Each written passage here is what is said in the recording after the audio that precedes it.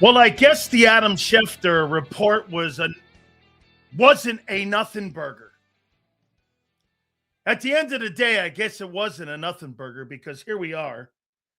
Jeff Stoutland quits the Philadelphia Eagles, and we are now in a position where you could start talking potentially about whether or not you think that the Eagles will be going into 2027 after Vic Fangio retires, potentially in a rebuild.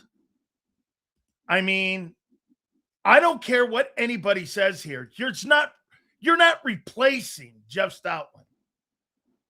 I mean, there's no way here. I mean, so Jeff Stoutland with an abrupt post on his social media, no question, you could tell it was, hey, thank you, Philadelphia.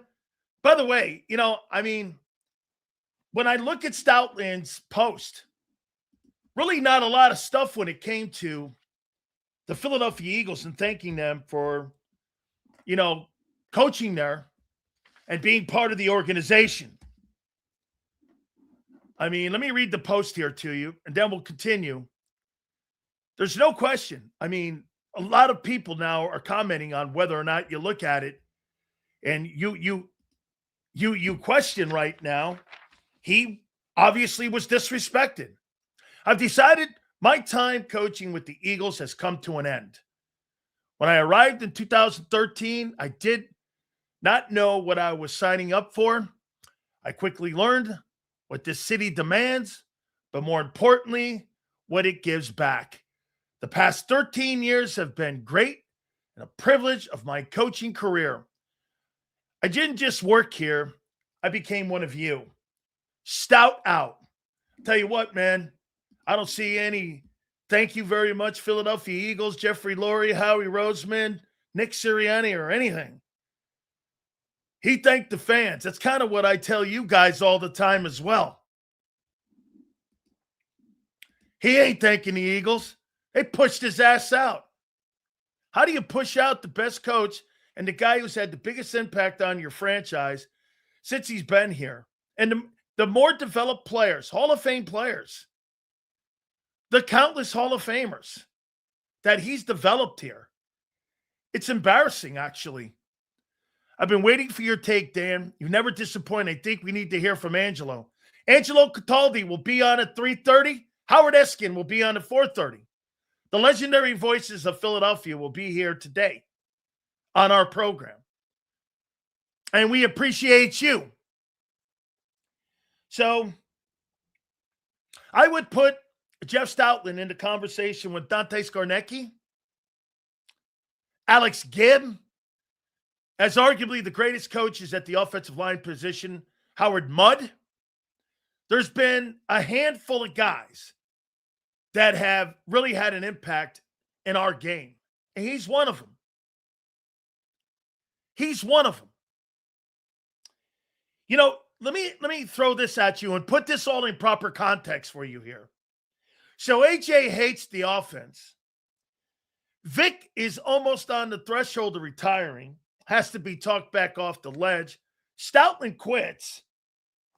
How you feel position you're in now? By the way, this right here, what I just said, that's not opinion. This is fact. Okay? This is what's happened here. I'm going to go to your thoughts here, but AJ hates the place. Vic had to be talked out of retirement. Stoutland quits. You said no offense changes until Stout's gone. Hold on here. Oh, yeah. Oh, no, I'm going to get to Nick and Jalen in a minute. Oh, absolutely. You're going to know I said this, Alfredo. If you're going to get changes, Stoutland has to go. Well, here you go. No question about it. I didn't tell you getting rid of Jeff Stoutland. Hey, get this. So you got rid of Jeff Stoutland for a 33-year-old nobody. And not Cliff Kingsbury? Really? Let that sit in. Cliff Kingsbury, who's worked with some of the best quarterbacks in pro football, and you got rid of him for a nobody. Really? Okay. I won't even try to make sense of that. I'm sick, bro. How do we get to this point in a year? How about this one, too? Explain this one again. I mean, I want to just know how we got here. And I'm with you. How'd you get here? Well, just a year ago, almost to the day, you had one of the most iconic runs in pro football history, led by Stoutland. Last year, we couldn't get enough of Jeff. The entire organization, the identity was him. How many people say the identity in the last 8 years, 9 years of this franchise was what? It was what? It was Jeff Stoutland in the run game. Was it not? Right? Okay. AJ hates it here. Vic almost quit and will quit next year.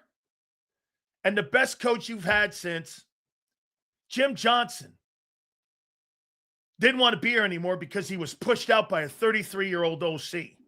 Okay? By the way, change, it happens in this league. It totally happens. For the better? Got here because Nick has no answers on offense. And you think a 33-year-old guy who's never called a play in his entire life is going to have answers? How do you make that make sense? So I'm going to give you my takeaway. And I'm just going to speak from the heart here. Has there been another coach in this franchise's history in the Super Bowl era have more impact at one position than Jeff Stoutland? The answer is no. Maybe Jim Johnson. Maybe Buddy Ryan. And you're known for your run game. So Nick Sirianni and Kevin Patullo were in the building drawing up run schemes and not having the balls to go to Jeff Stoutland and say, hey, look, man, we're going to take over the run game obligations here. And, you know, we're going to go with different concepts. And you didn't have the balls to tell him. You just did it without asking him, without conferring with him, without hearing his voice. Okay. It's Nick's team. He has every right to do that. So the run game, you really think that Jeff Stoutland was they're blaming Stoutland now. Kevin Patullo is still in the building. Now I know why he's still in the building. Because Kevin Patullo was just as accountable for this as Nick was. Get this. Okay, you see this guy right here. So people, get this. So Stoutland was not evolved within what, a year of the greatest running game of all time? Excuse me, but what did he do with Becton last year? Sills, if Ravens don't take Proctor at 14, I see him sliding Bucks taking Styles and the Jets taking the receiver at 17. That sounds right. Thank you, Kyle. Appreciate it. Nick is a yes man. That's why Doug would never. So wait a minute. According to M. Reyes, guy comes off the greatest run performance of all time. Turns Mekhi Becton into a superstar paid player with the Chargers, right? Gets him paid. Gets all those guys in that old line paid, including Cam Jurgens, including Landon Dickerson. Makes them all millionaires. But he didn't evolve. Okay? How about this, guys? Every time you listen and every time you watch an M. Reyes post, you get dumber. You got here with a woke liberal owner and a black quarterback, you can't criticize. I have no idea, Mo, what that means because I don't give a shit what color you are. Football and sports, in my opinion, if you're bad, you're bad, no matter what the color is. Okay? I understand it, but again, for me, that's not an issue. I don't give a shit about that. All right? Seals playing Becton at guard was Nick's idea, confirmed by Stoutland. Well, who the fuck coached him? Nick? Who coached him? I'm not talking about a guy making a random suggestion. I'm talking about a guy that coached him, actually taught him the technique. I'm not talking that. Offense will never evolve as long as you have Jalen Hurts as your quarterback.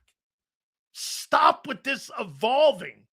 Has Hurts evolved into some passing guy?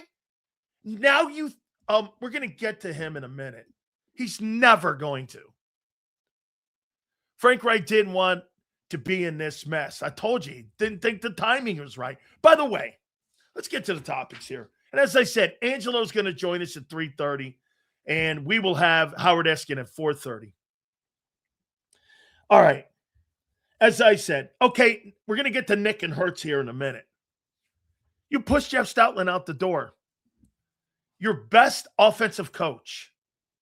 Okay, you've made that decision.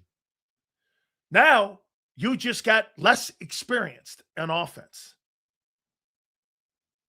So now you have Kevin Patullo, Josh Grizzard, who was just fired from the Bucs as your pass game coordinator. You have another guy that they just signed. What's his name? Ryan Mahaffey? Who's that? Who's Ryan Mahaffey? I mean, against the Jeff Stoutland? That sounds like an intern's name. Ryan Mahaffey is now the new run coordinator. Who's Ryan Mahaffey? Let's take a look. I've never heard of him. Here's another I've never heard of. Ryan Mahaffey. I got to look his name up because I've never heard of it. Ryan Mahaffey. Oh, gee, they don't even have him on here, so I'm going to say coach. I'm just trying to goof. Here he is. Ryan Mahaffey. Okay. So here's his background. Northern Iowa tight ends coach, Notre Dame GA, co-offensive coordinator for Northern Iowa, tight ends coach, Western Kentucky, offensive coordinator, Northern Iowa, a quality control coach with the Packers, assistant O-line coach with the Packers. His first job was wide receivers coach, 24 and 25 with the Green Bay Packers. And now he's the run game coordinator with the Eagles. Another nobody. Never heard of this guy. And he takes over for Jeff Stoutland in the run game? Okay. Jesus criminy. Who is that? I've never heard of Sean Mannion, and I've never heard of Ryan Mahaffey. So Ryan Mahaffey is replacing Jeff Stoutland?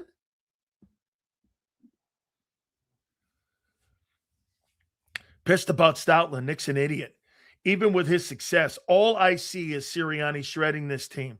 Stout was the only behind Vic as the best coach on the team. Yeah, I'm right here with you, Prince. Man, I mean, my initial takeaway when I saw that last night was, so, okay, you're moving on. You're not moving on. He quit. They were never going to fire him. They just pushed him out. You push the best offensive line coach in pro football out.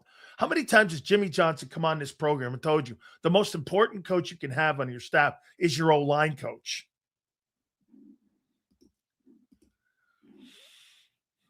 Henry told AJ to come get this ring with him comedy. Thank you, Ramir. Jeff Stoutland, like I said, is in the conversation with Alex Gibb and Dante Scarnecchia. Now, I'm also hearing reports that they were like just drawing up run plays and not even conferring with them and not even consulting with them. They were just like he wasn't even in the room anymore. Completely disrespecting the guy. Can you imagine thinking that you know more than that guy? Hey, now we're going to get to Nick and Hurts here. Well, here you go. You want to change the offense? I am so glad because this shit is finally going to get exposed. The coach and the quarterback are going to be exposed because if you don't get a run game going and you think you're going to win throwing the ball, you are fucking dead. You are not a passing team. There's no way in the world you're winning a Super Bowl with a change away from the run game and not being a dominant team at the point of attack, which made you a great team. Do you know in 2017, before I even started covering your team, you know what I said about that Super Bowl team, that first one? I've never seen two lines on both sides of the ball. I've never seen where you've dominated like that. Sills, they are operating out of panic mode. They are throwing shit at the wall and hoping it sticks. We are panicking after an 11-win season, which is stupid. M. Reyes, you don't have to agree with everything they do to be a fan. Wake up, man. No, he agrees with everything. It's all right. I mean, I ignore it now. It's just dumb. Because the more you address it, the stupider you get. So he thinks Ryan Mahaffey's a better suggestion than Jeff Stoutland. That's all you need to know, dude. Sills, how would you fix the Eagles situation? Fire Nick Sirianni. You also said Hurts would never win a Super Bowl. I said Hurts would never win a Super Bowl. Absolutely. And he did. Congratulations to you. You really think Ryan Mahaffey's a better O-line coach than Jeff Stoutland? I also said your quarterback's a caboose.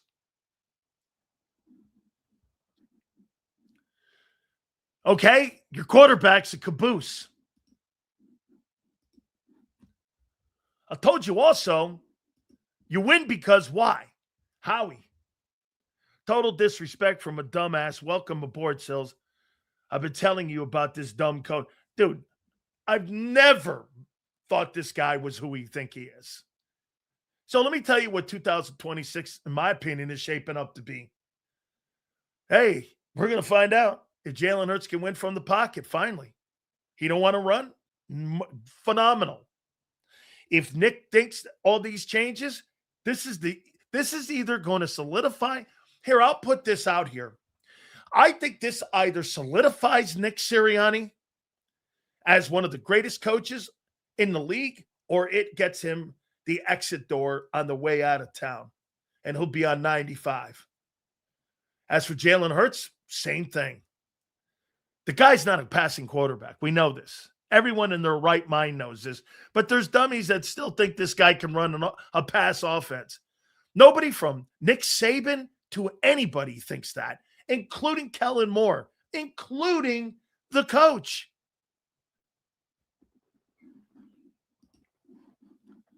Nobody thinks that. So Coach Jalen into doing what isn't his strong suit. I get trying to develop him, but he can't develop like a rookie quarterback at 21 years of age. Forrest, here's the deal. I mean, you hired a coach, and now you're going to a different system that doesn't fit this quarterback's skill. Make that make sense. Then again, this entire offseason so far has not made one bit of sense from the Eagles standpoint. You hired get this, you hired an even less qualified offensive coordinator. You have hired a less qualified coordinator. A less qualified coordinator. And you kicked out the most experienced coach you had. Sills, Eagles are in trouble. No-name coach is left by Nick, and Noodle Arm Hurts, and no Stoutland. We're going to go from first to last in 26. Nick will be fired by week 6. Book it. How you doing? Fire Nicky.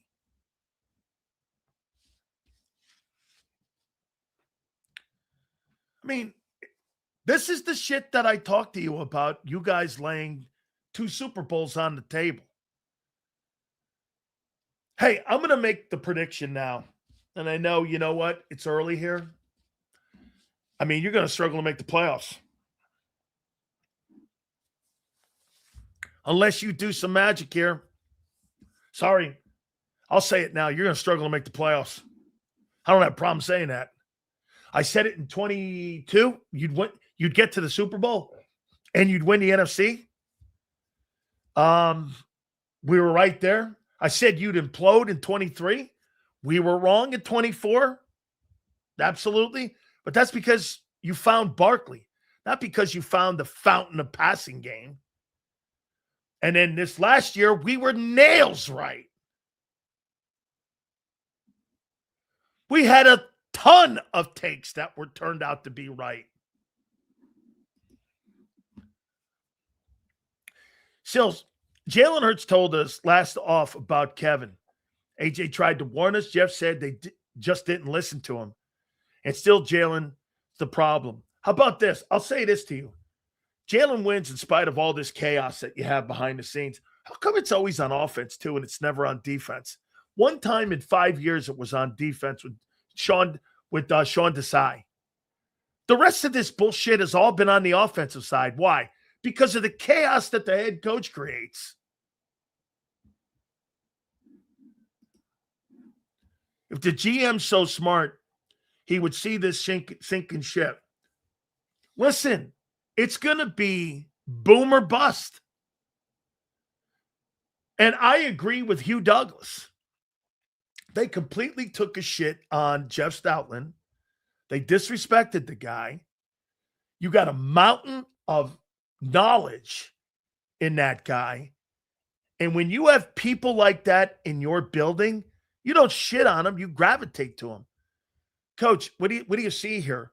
Look at what he did with Jordan Mailata, a 7th-round nobody who never played football. Turned Lane Johnson into a superstar.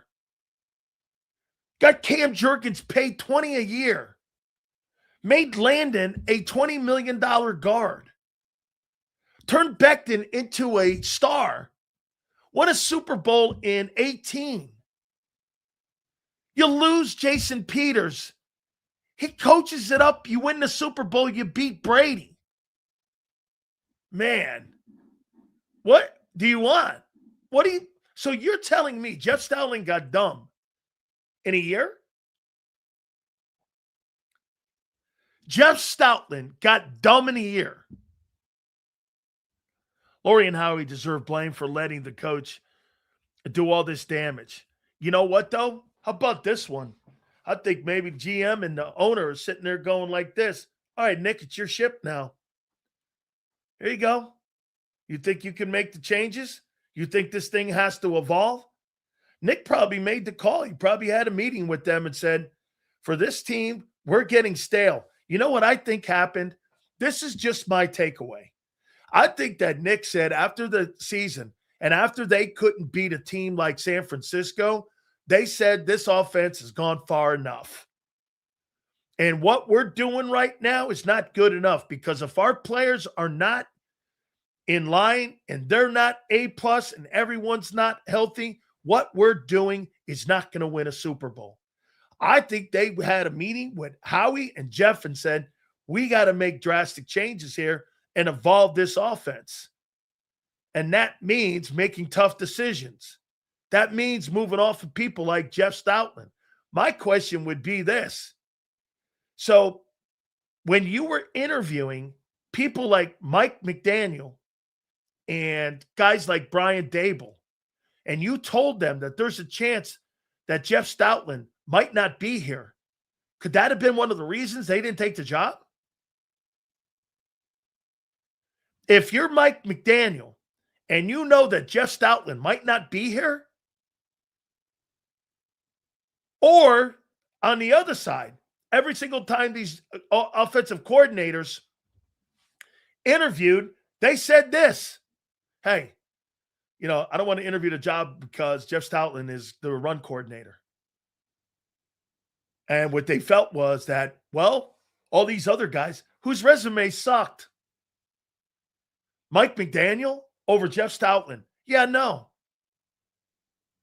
Brian Dable over Jeff Stoutland? Yeah, no. Bro, you don't have what the guy, and then you bring in a 33-year-old guy and you basically push him out the door? I don't get it. This makes no sense. The guy with the fucking most knowledge, you took the biggest shit on offense? Holy cow. Man, I'll tell you one thing you do in Philadelphia better than anybody. You take more shits on more coaches than any organization I've ever seen. And you know what? It doesn't matter if you're Andy Reid, if it's Doug Peterson, if it's Jeff Stoutland, if it's whomever. Jim Schwartz, anybody. You'll take a shit on them no matter what. You know why? Because you think you know what's best. You can have legendary coaches like that, and it doesn't matter because you think you know what you're doing. I said this before, and I'll say it again. The Eagles do a ton of things right. But the reason why you're not the Patriots is right here. Patriots don't do this shit. They get out of the way. They hire quality people. They let the coaches make all the decisions. The key is they hire great coaches. Outside of Jared Mayo, that's been the only bomb that they have had since Kraft has owned the team. Even freaking Pete Carroll was great. Hey, M. Reyes, let me hook you up on something. This ain't about me, kid. It's about your Eagles. Relax. So how does this offense get better specifically? I don't know. Patriots had Brady for nearly 20 years. That helps. Well, who drafted him? Who developed him? Who put the players around him? Hey, and by the way, the Patriots went to Super Bowls before Brady and now after Brady. So when you say that they had Brady, they went before and after. No, he didn't get fired. He just retired and walked out, and then a year later took the Browns job. Stop, Sills. The Patriots really. How about Allen and the Bills? What about Allen and the Bills? Allen and the Bills, they don't have a great organization. They have no organization. Brandon Beane.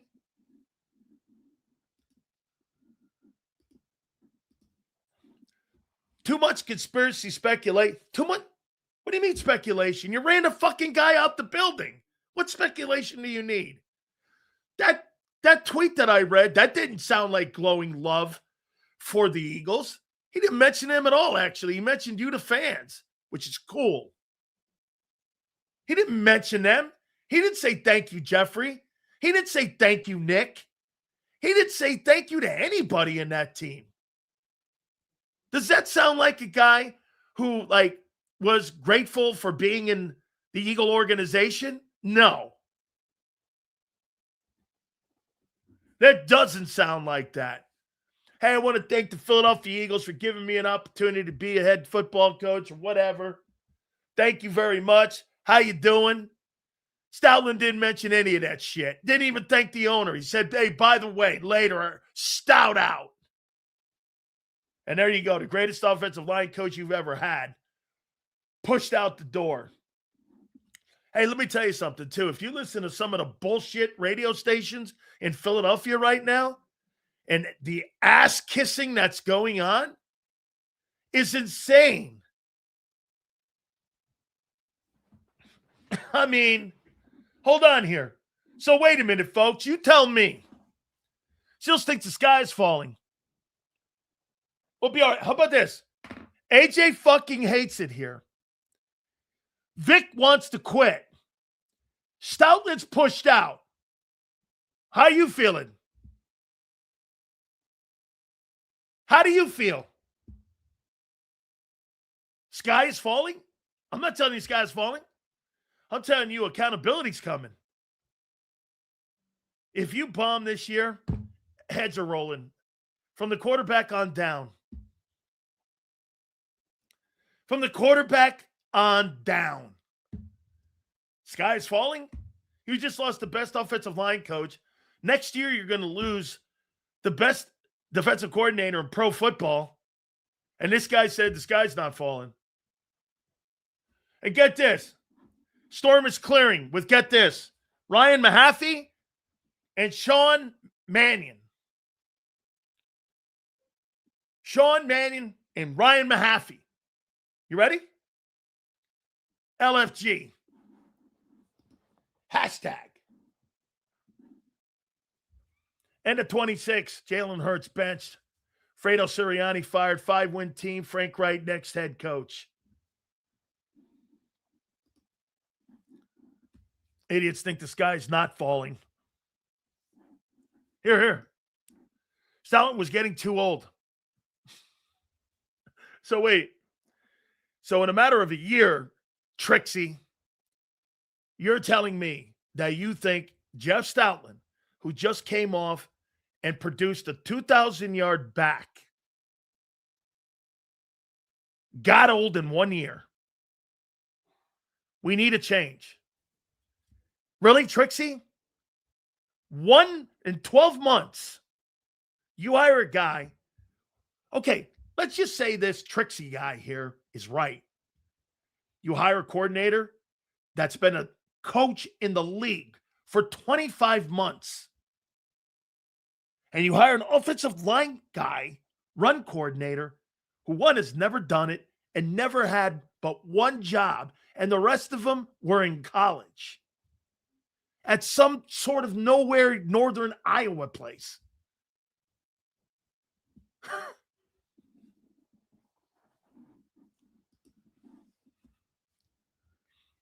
It's not Stout's fault the O-line was hurt and they couldn't get on the same page. Oh, by the way, let's go here. I haven't even gotten here yet. If I'm Lane Johnson, I'm coming back for Ryan Mahaffey? Why would I do that? What possibly could Ryan Mahaffey teach Lane Johnson? What? Why would I come back?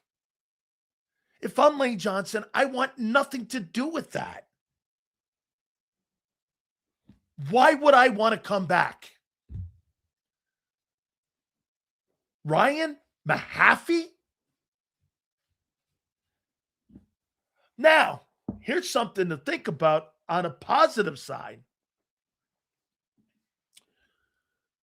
If I'm A.J. Brown, I may actually like this. They may be doing this now. Well, they want the offense to go through AJ and not through Barkley anymore.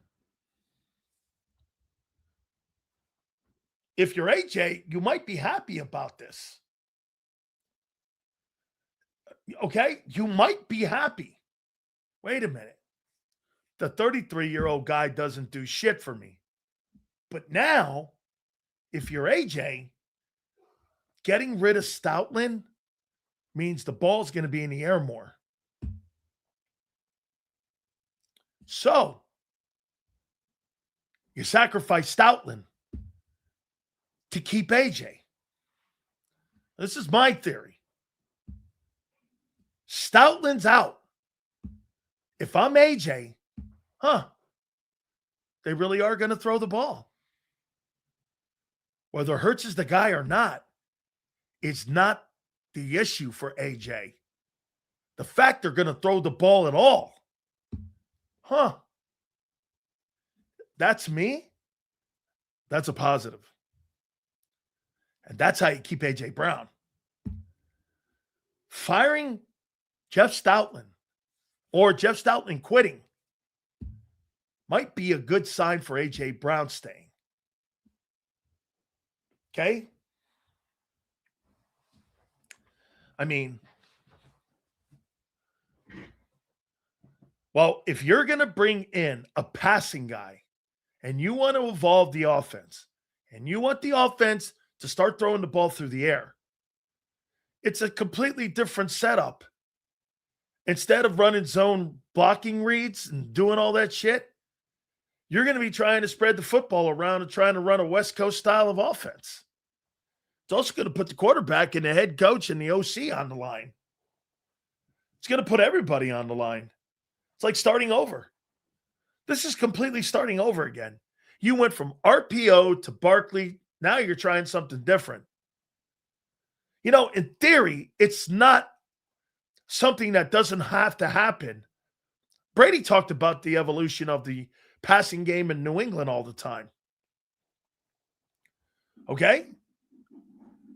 So this, again, there's many components to this, and there's many sides to this. There's no question. Now, do I think that this is the right move? I do not. Because the Eagles won the Super Bowl not throwing the ball. The Eagles won the Super Bowl and got there by being a run-dominant team. Hell, you won the other Super Bowl because of your offensive line and because of Jeff Stoutland. Hey, by the way, you ready for this, guys? You can't tell the story of the Philadelphia Eagles Super Bowl runs. Okay, outside of 04 and 80, you can't tell the rest of your Super Bowl runs in the history of the Super Bowl without Jeff Stoutland. Jeff Stoutland's name is the only thing that is synonymous, along with Lane, as a coach and as a player. Lane Johnson and Jeff Stoutland are the only people that you can bring up that are coach and player and not front office. Think about that. Jeff Stoutland and Lane Johnson in those 3 Super Bowls. 2 wins, 2-1 together. And you push that dude out. No. Brandon Graham was not a factor in the 2014. He was not a factor. I just gave you positives, guy. You might keep AJ. You don't hear it because you don't want to listen. Style of play and Jalen play a crucial role. I don't believe he can do it. No coach going to change Hurts into a passing quarterback. That's fool's gold.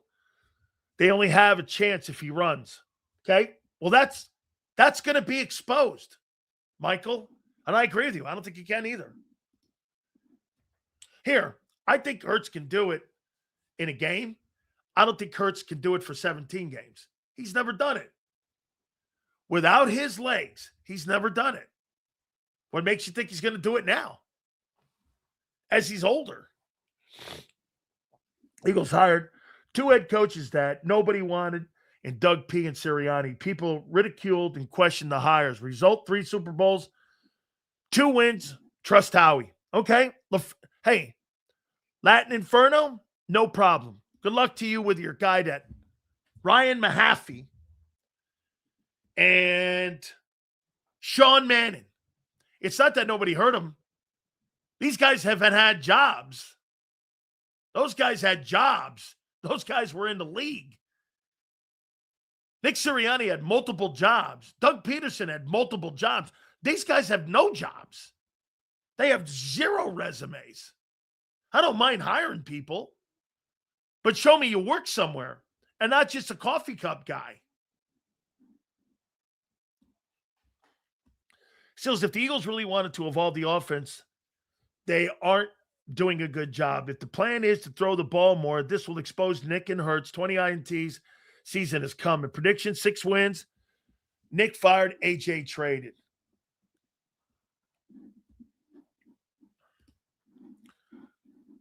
God knows what he's saying. Who cares?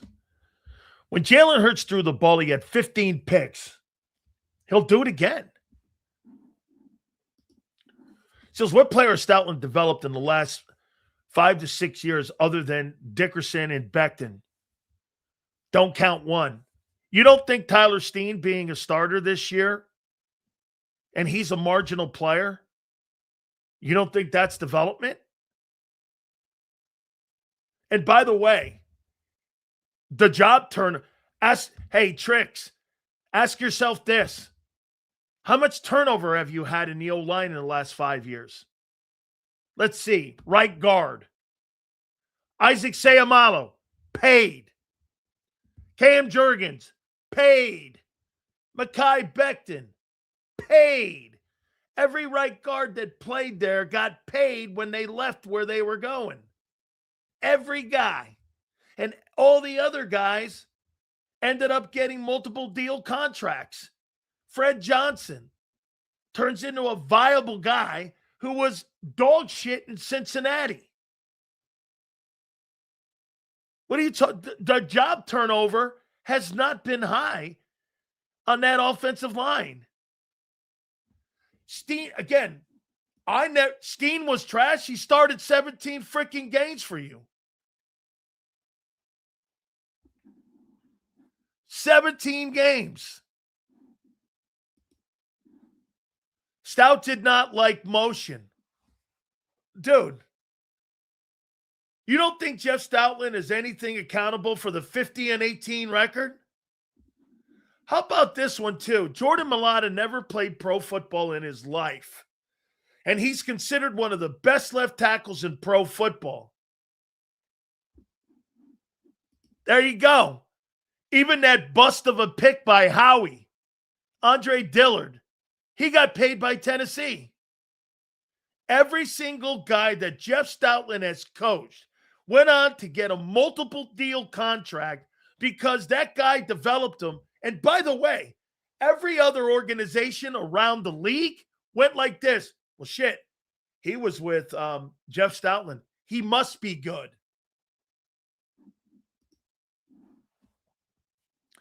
Jason Peters went from great to elite with Stoutland.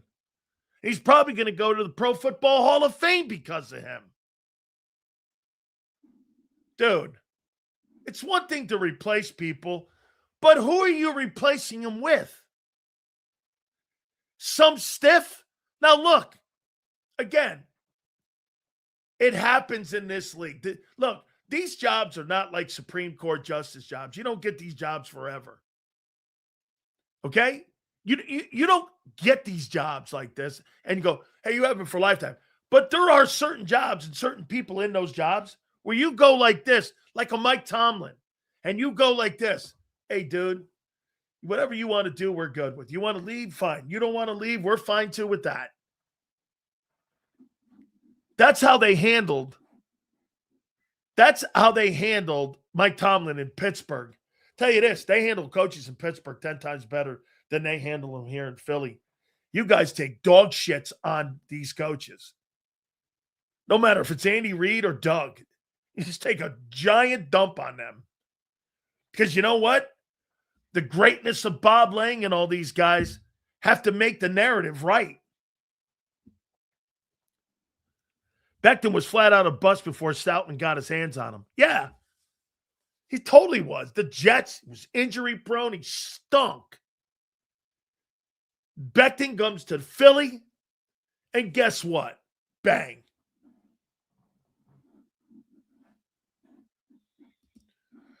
Lurie and his impatience is killing this team. Leave the coaches alone. This is the NFL. It's hard to win in the Super Bowl year. Can't blame Nick. This is on the owner.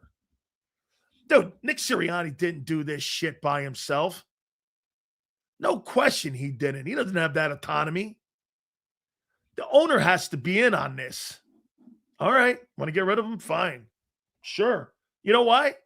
The owner thinks it's him. He's not Bob Kraft. Get this through your head.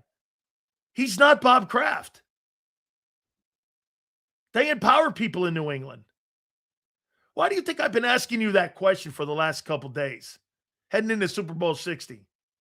You think he's Bob Kraft? Based on what?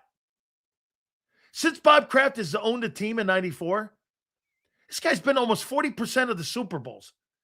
That's every fucking 2 years the Patriots are in the Super Bowl under his regime. Whether it's Parcells or Bledsoe or Brady and Belichick or now Vrabel and Drake May. They've got 3 separate regimes that have gone now. That's not a coincidence. That's how you operate. Get this. That Brady run wasn't long. It didn't suck enough. 3 years of bad ball back in the bowl. 3 years of shitty football. 18, they won their Super Bowl, right? They had one more year of 13 wins. Then they went down to 10-7 and some shit. Then they had 3 bad years. Now they're back in the Super Bowl, 14-3. What? How'd that happen? And what separates that dude from that guy? Simple. Bob Kraft hires Nick Caserio or Scott Pioli and a head coach. And you know what he says? Go do your jobs. And he manages those dudes. He doesn't manage and micromanage everything else. Bob Kraft doesn't have his hands and all that other bullshit.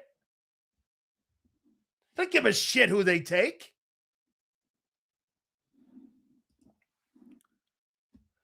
Patriots going to get smoked. Not the point. Not the point. Dude, they triple you in Super Bowls. And he's owned the team since 94. Same time that Jeffrey Lurie bought the team a year later, 95. Well, what's the difference between those two guys? Well, they found Brady. Well, they know how to develop him too. And by the way, you know what their patience was? They had a 10-year gap where they didn't win a Super Bowl. They didn't shit the bed and quit on Belichick or Brady. They had a 10-year gap, a decade. They didn't win a Super Bowl. They didn't blow it up. They knew they were doing the right things. They kept their patience. They kept their coaches in place. Then they went on another one. That's having conviction in what you do. That's not listening to people talk shit to you and tell you when a little bump in the road comes and they take a shit on you. That's exactly what and many organizations like the Jets do. The Jets do that shit. As soon as a bump hits, they're out. That's loser franchises. You know, there's a reason the Pittsburgh Steelers have been considered one of the gold standards. And now the Patriots. You know why? They believe in what they do. They believe in their people. They have backbone in what they believe in. Hey, man, we were down for a decade. I still believe in what we're doing. Went on to win more Super Bowls. That's the difference. Lurie sees some bullshit that starts going south. He doesn't like something. Fire a coach. Fire a coordinator. Bang. They don't do that shit. That's why they got more Super Bowls than you, and they shouldn't. Listen, I'll say it again. I think the Philadelphia Eagles do a ton of shit things well. Like, the things that, like, out of the rest of the organizations, nobody's close to you guys. I'm talking about the Chiefs, the Patriots, organizations like the Rams, the Steelers, like that. It's a great, hey, Sills, we had 2 collapses in 3 years. It's time. You think 2025 was a collapse? Who was in charge of that collapse? Isn't that your coach? So wait, Tricks. In 3 years, you had 2 collapses in your eyes. And your coach had no answers. And the answers are now to fire Jeff Stoutland or kind of a pseudo fire. Get the fuck out of here. That's his answer?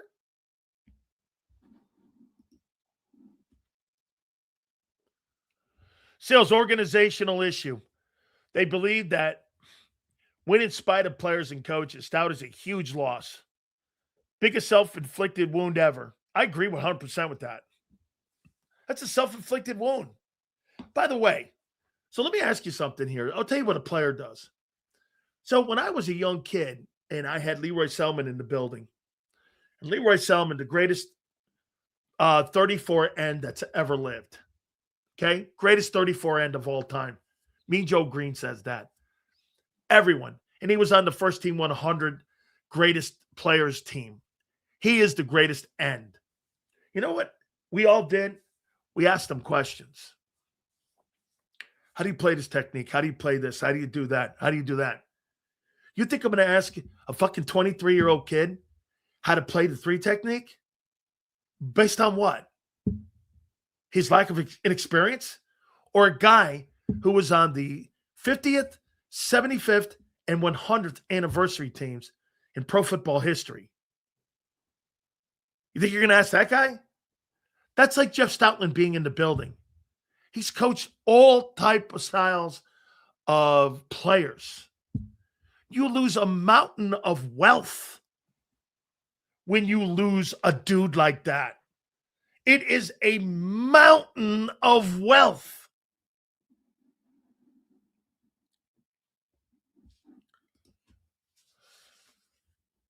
I'm over Stout now. Okay, we had the pity party. Yeah, but you're missing the point, Michael. If you're making dumb decisions like this, you're capable of anything. You hire a 33-year-old guy who's a nobody, and now you're hiring Ryan Mahaffey. I'm sorry I have to keep looking because I've never heard of the guy, to replace Jeff Stoutland. I'm looking at the accumulation of things, not just one thing. One thing's not going to derail you. 5 things will.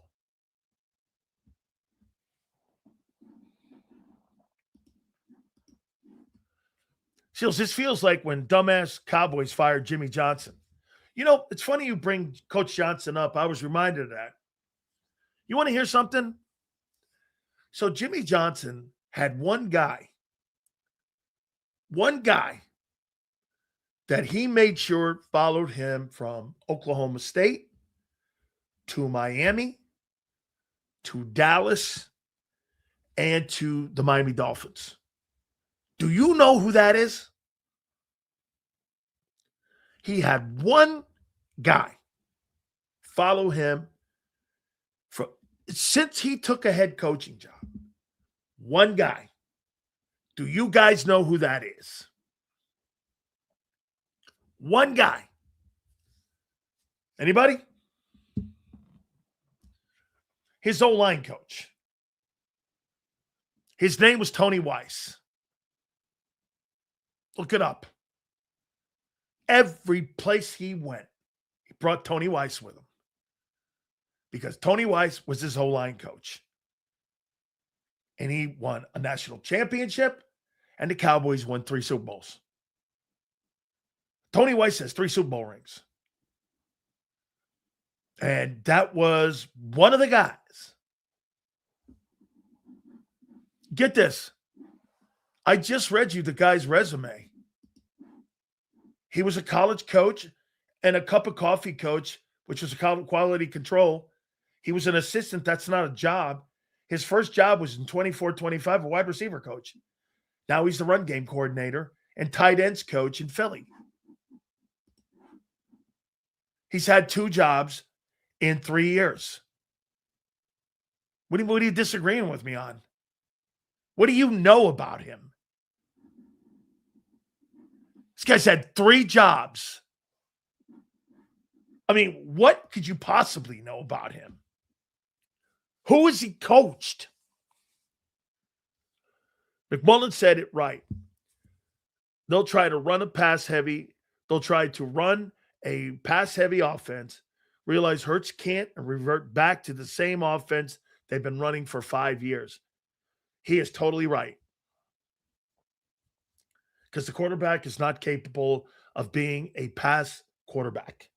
He does not have the skill. He has never had the skill.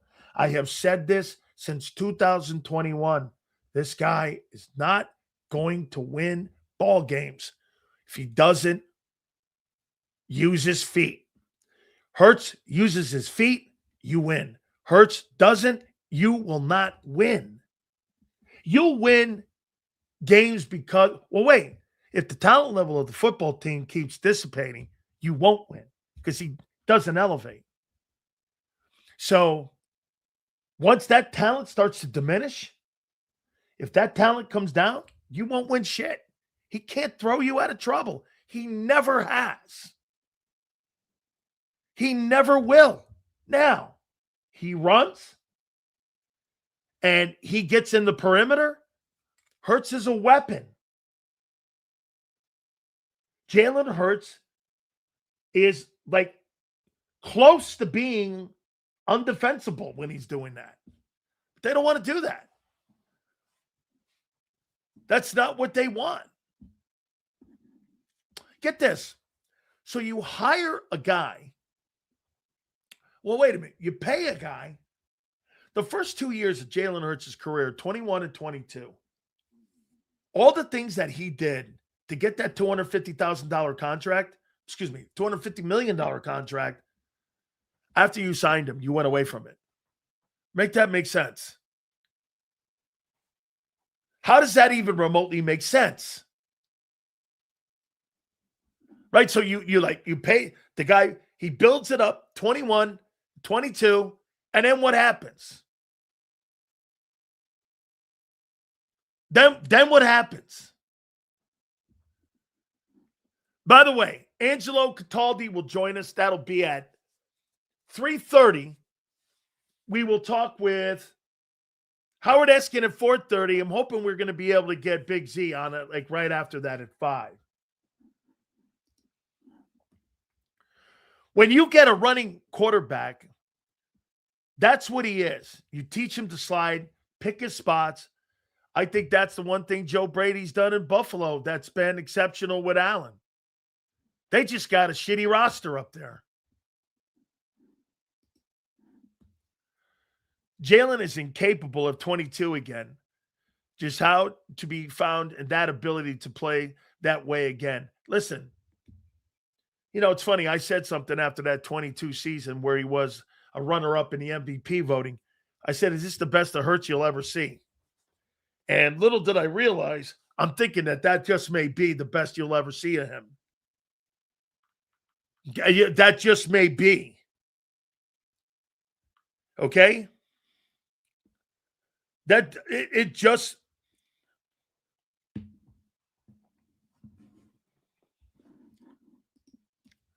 Parsons begging for a Dallas comeback. Yeah, I don't think so. The Athletic, Diana Rossini told Philly Sports earlier this week, I have a feeling it's going to resolve itself by AJ no longer being in Philly. And she revealed his expected trade value. Let me tell you something. So here, let's put this out here. You lose AJ Brown. Why would Lane come back? You lose Lane. You lose Goddard. You lose Stoutland. You lose Jalen Phillips. The Eagles believe they can replace all these people they did last year. Dude, your exits are mounting. The people, do you guys agree with me on one thing here? The lack of interest by assistant coaches opened the Eagle eyes up a little bit. Dean too, right? Do you think these coaches who passed this job, do you guys think that it opened their eyes? All these guys are going for different style of offenses. Here we are in this same place again, and we're not evolving.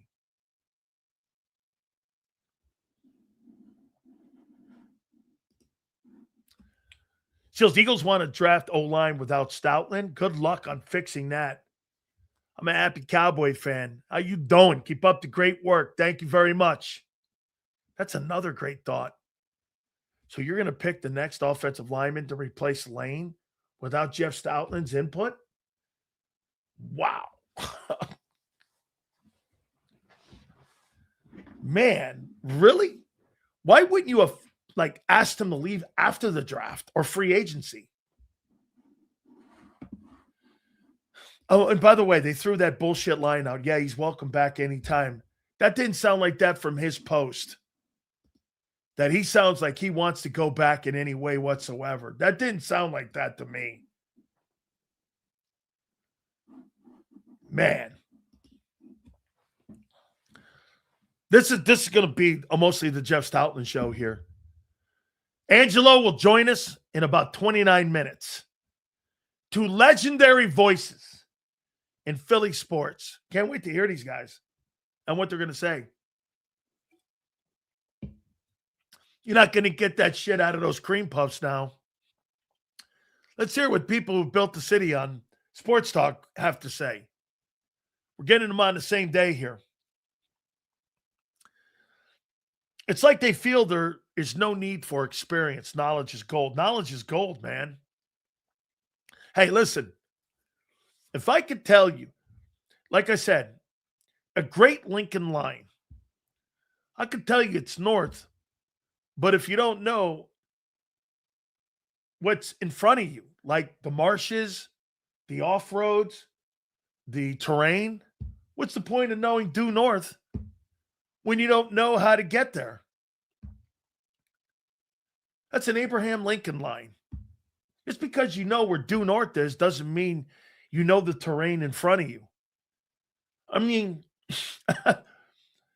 how do you know where you're going if you don't have the people who have been through that journey, right? It's one of my favorite lines. What's the point of knowing due north? How many guys over 65 still have jobs? Stoutland's 63, I believe. So what? So hang on here. Where's that guy who said that with 65? So let me ask you something. You would hire a guy who doesn't know, who has no experience, and you'd fire a guy who's 65 years old because of his age? Hoss, I'm looking for the best and most qualified people. There's not an age on that. All right? There's not an age. There's no age on experience. It's a stupid comment. Well, he's 65. Time to move on.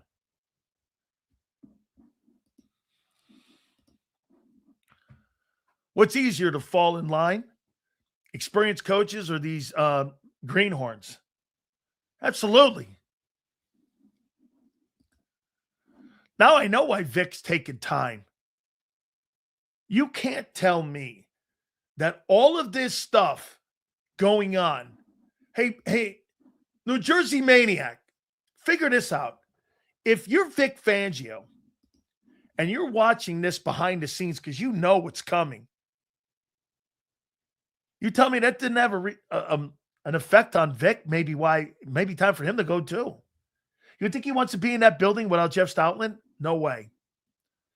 So it's me personally, other than Fano and McGowan, the D-line linebackers, cornerbacks going to push the offensive players down the draft.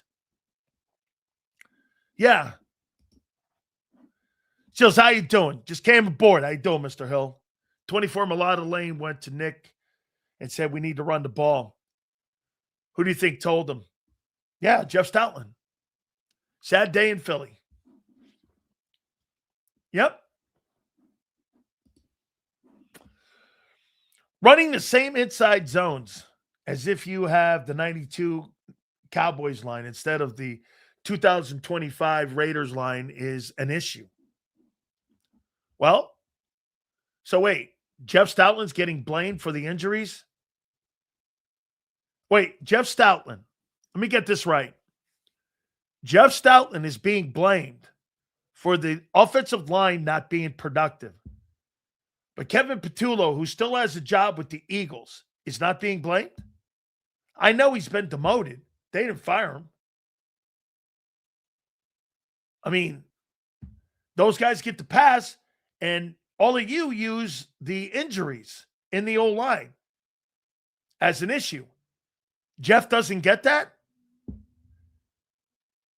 Jeff's coaching is based on production, and the other coaches get the injury conversation. Sounds like you have an agenda with me.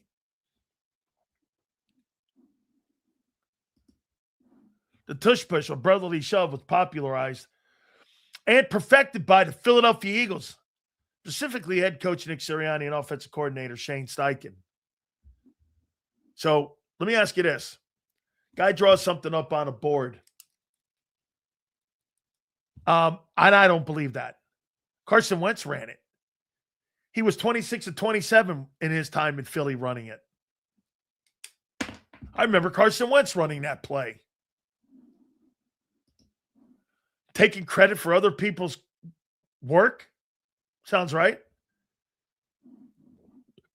Sills, age doesn't matter. I would hire Jimmy Johnson as a coach in a heartbeat. I'm with you. I think that's the stupidest shit going in today's society. Let me get a younger dude who doesn't know dick about shit and fire a guy who's elevated Hall of Famers and a year ago had the best running game in pro football and maybe one of the greatest running games in the history of the league. And I'm going to blow him out in a year because I know better. Okay. We make excuses for Barkley not having big numbers by saying the O-line was injured. But that same excuse isn't extended to Stout? Exactly. Exactly. I'll say it one more time to you. Hey, I got what I wanted finally. Do you know what I got? I got what I wanted finally. See, I'm a happy guy today. I know many of you aren't. I'm a happy guy. You know why? Why do you guys think I'm happy today? I love Stoutland, but he showed an inability to adapt his schemes without a healthy line. Well, really, you must have forgot when you lost Jason Peters in the Super Bowl. And you went with a backup. And you went with a backup at left tackle and you won a Super Bowl. Really?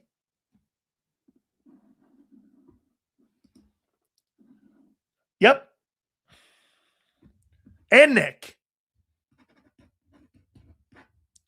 Get this. This is going to be a big year. I'm either going to be validated or I'm going to be villainized. There's no gray area here. It's all on the line now. I'm happy. Now, if they revert back to running, I'll be even more vindicated. Here it is. Guess what we do moving forward now? Hey, Jalen, Nick, you want to win through the air? You want to throw the ball? Quarterback's not going to run? Good luck. I want to see it. With your 33-year-old unproven coordinator and you and Nick. Now we know who calls the plays. You fired an experienced offensive line coach, your run coordinator. You bring in a guy who's even less of a resume than your guy you hired as the OC. This is Nick's show. Seriously. Today on February 5th, the only thing I could say is, oh, yeah. 2025, all the moves you make right now are going to dictate the success. Remember, I tell people this all the time and how important this time of the year is. What you do today, what you do March 11th, what you do April 23rd, what you do in OTAs and minicamp, what you do in June and July and into training camp are all going to predicate and all going to dictate how well the payoff is in September. You don't get better by adding a ton of players during the year. Look at you guys. You added one player and it helped you, but it wasn't enough. All the shit you did in the offseason, you didn't do enough in the offseason, and it didn't pan out for you. Okay? All the stuff you do today is going to dictate if it pays off in the fall. Okay? It's going to dictate. Well, I'm taking you over on the Cowboys fan of the America's team, and America doesn't want. Yeah, well, listen, I think the Cowboys are going to be a heck of a team this coming season. They got better getting Quinnen Williams. I don't know if I would pay for Devin Lloyd. I don't believe the Jags are going to sign him to a franchise tag. That would be $26 million. But he was, remember I told you guys to draft him? Guy's all pro. Guy's an all pro. And I don't believe Jacksonville's going to franchise him, but he going to be an expensive guy. Cowboys sign him, get Devin Lloyd, make a trade maybe to get Crosby. 2 moves can put you in the room. Especially with the Eagles. How about this? I don't know what's going to happen as of right now. I got a feeling. I'm going to wait and see what July, and I'm going to wait and see what April and March hold. But right now, I mean, I don't know. I don't feel optimistic about the Eagles. I don't know how anybody can. How about this? I don't feel pessimistic, but I don't feel optimistic. I think you got more questions than any time in the Sirianni era now going into the offseason here. You have more question marks than any time since he's been the head coach. What style of play are you going to have? What's it going to look like? What's the quarterback going to look like? What's Barkley's role? Hey, by the way, what's Saquon Barkley's role? And can I ask you guys something? So you just paid Barkley $20 million. You're going to change the offense now? Does that mean Barkley's out? Is Saquon Barkley out? What's his role? What do you think Barkley's role is? Right? I mean, if you're changing it, you want to throw the football. I mean, what's his role? Here, you want to get dumb again? It's always good to get dumb again by watching this. How the fuck does a new scheme mean Barkley's out?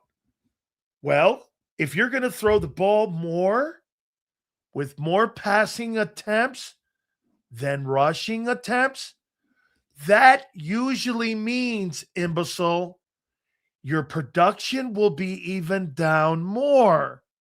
If the quarterback throws 35 or more times, that traditionally means 25 carries or more will be out. Most teams average 63 plays a game. Add it up, kid. You're welcome. Hopefully, that pace helps you understand.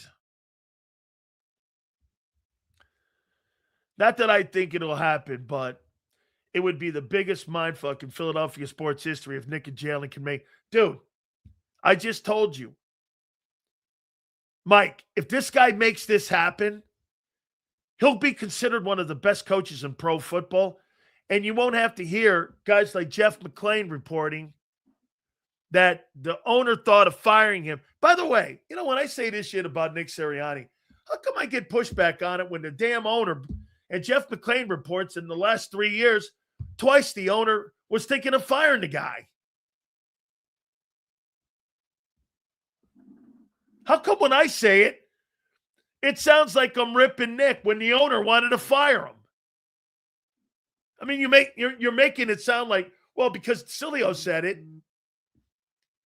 Sileo said it. You know?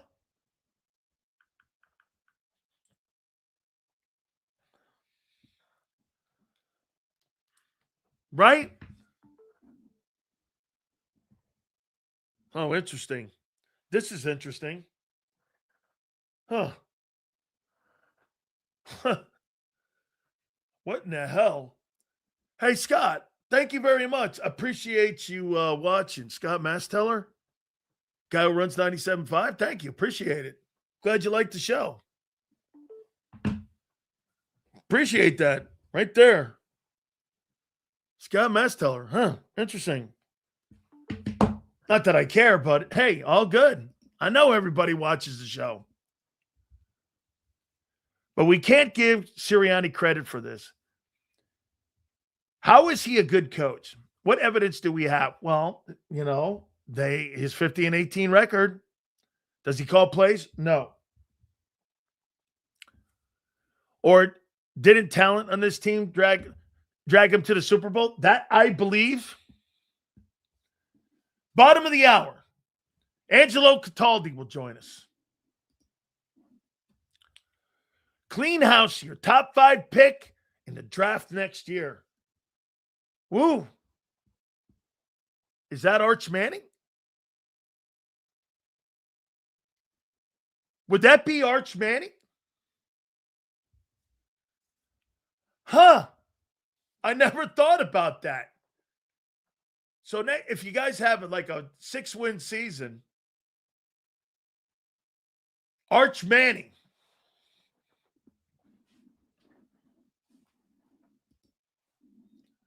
So the Rams don't run the ball? So let me ask you this. You think Kyron Williams? You think that guy is a focal point in the offense? Or do you think it's more Devontae Adams and Puka Nacua? Just asking. You're missing the point. The focal point of the Philadelphia Eagles the last 5 years has been the run game. Either quarterback or Barkley. Now, they want to utilize the receivers more. Like I said, this might be a good thing for AJ. But AJ then's got to look at it and go, quarterback's not going to be able to run this offense. They're going to throw the ball, and get this. I can't wait for this. I can't wait. You're either going to extend Hurts or you're going to move on from him. You're either going to fire Nick or you're going to continue to go to work with Nick every day. There's no gray area here. So this is boom or bust, in my opinion. This is boom or bust. Towards saved Kelsey's career and now going to the Hall. Yeah, Stout. I got you, Kim. Stout. Yes. Absolutely. By the way, hey, Dan Sileo, do you think ESP's arms are tired of carrying the water for Sirianni and Patullo? These are some of the things that are like people. I mean, my X account is blowing up going, you're right. You've been right. Really? Since 21.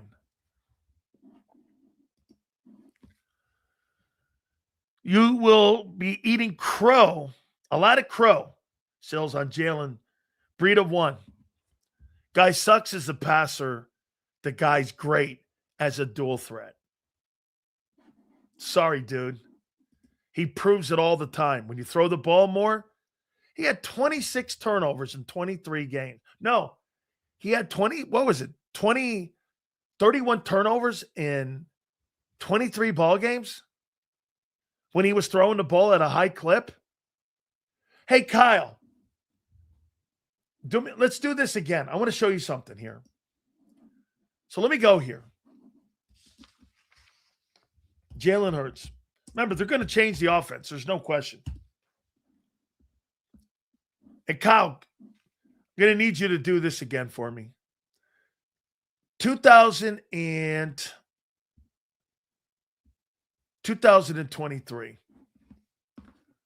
Okay, when they threw the ball 538 times, the most in his entire career. His completion percentage was around 65%, which is a little below average. And he had 15 interceptions. Okay.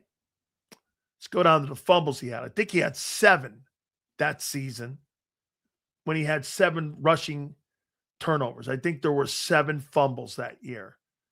2023. No, he had 9. So, how many games did he play in 23? Played 17 ball games. So, in 17 ball games, he had 24 turnovers. Kyle, do that number for me again. In the first 4 games, in 2024, in the Super Bowl year, how many interceptions did he have and how many fumbles did he have when they were throwing the ball, running motion, and doing all that? Remember, 538 attempts. When they upped the volume of passing, Jalen Hurts had 24 turnovers in 17 ball games. Okay? What message did Stout's decision send to Laurie? Or is Laurie head too big? He didn't mention any thanks to Laurie. Yeah, of course he didn't. He didn't. No. Because he's not happy. Leon, appreciate it. I got you, brother. Bellotta spoke at Radio Row just now and is upset about this. Not good. Don't feel good about this. Via Chase, Senor. This going to get ugly, Sills. Bellotta's upset right now, and I would imagine the entire offensive line's upset. Yeah, so Kyle, what was the number in 2024? And I'll show you guys. He had 4 interceptions in 24 in 4 games. Okay. So that's 8, 9, 10, 11. That's 21 games. He had 19 interceptions and 3 fumbles. So he basically had, let's see here, how many turnovers? 4 and 7, he had 31 turnovers in 8, 9, 10, 11 in 21 games. 21 turnovers in 31. Think of that. Okay? 31 turnovers in 21 games. And you want this to turn into a passing attack? Nick was there too for this. That's a shitload of turnovers, dude. And you think Hurts is going to be better? Sills just tuning in, getting off work. Sills, what happened to the Birds? Jeff Stoutland quit because he didn't want to work for a 33-year-old coordinator. 7 turnovers, 4 picks, and 3 fumbles. Okay? So that's 19 INTs. And that's 13 turnovers and fumbles. Actually, it's 32. He had 32 turnovers in 21 games. And you're going to turn it into a passing offense? Why? Do you understand? Where have you seen him do this? On a consistent basis.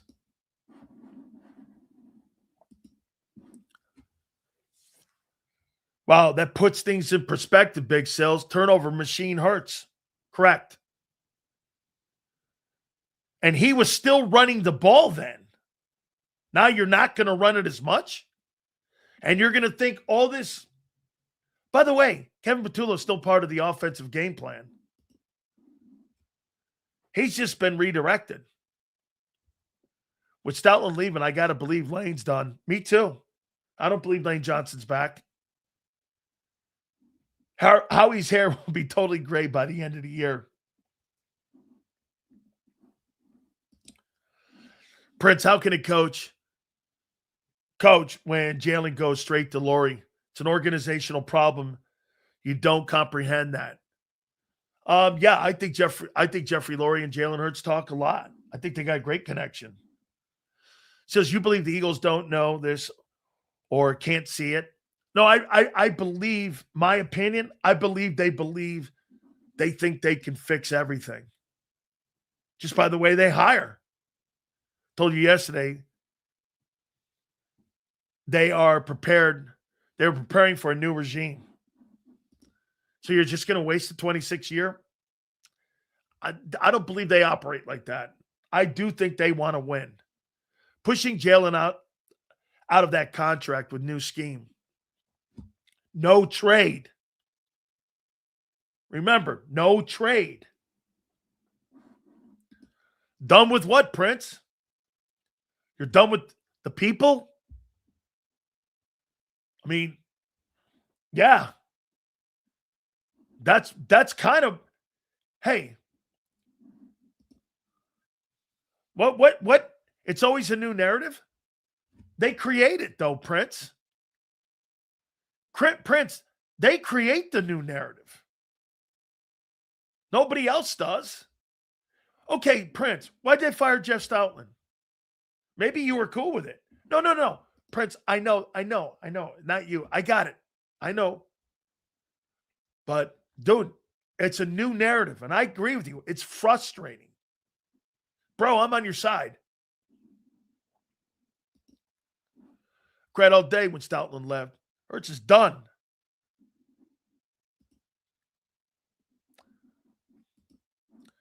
Seals, what's the trade value to jump from 23 to 18?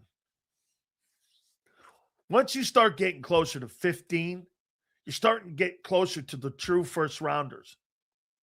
I say there's about 15 first-round draft choice in this thing this year. All right. I had to get Angelo on for this because let me tell you something. When you take a shit on a guy like this, and that tweet that he put out, I want to read it before I bring Angelo on. By the way, I read his blog, and we're going to talk about that 33-year-old nobody here in a minute. By the way, for Angelo, you can go to angelocataldi.com. That coach has been a coach for 25 months. Just to put that in perspective, 25 months he's been a coach. So before I get Angelo on, Philadelphia, no Eagles? I've decided my time coaching the Eagles has come to an end. Okay. That's about as abrupt as you can get. When I arrived here in 13 with Chip Kelly, believe it or not, I added that. I didn't know what I was signing up for. I quickly learned what this city demands, but more importantly, what it gives back. Bro, I've told you guys this before. Best fan base I've ever spoken to. Okay? The past 13 years has been a great privilege of my coaching career. I didn't just work here. I became one of you. Stout out. I'm sorry, man. If I worked at some place and I really enjoyed working at some place, I'm going to thank Rhea Hughes. I'm going to thank producers. I'm going to thank people if I work at a period of time. I'm going to go, get over here, man. I could never have done this, and we could never have done this without each other.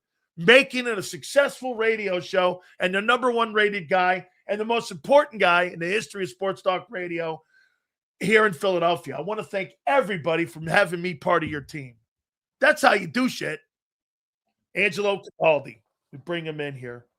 Angelo, your takeaway right away with how Stoutland has quit on the Eagles. Well, Stoutland University is hereby closed.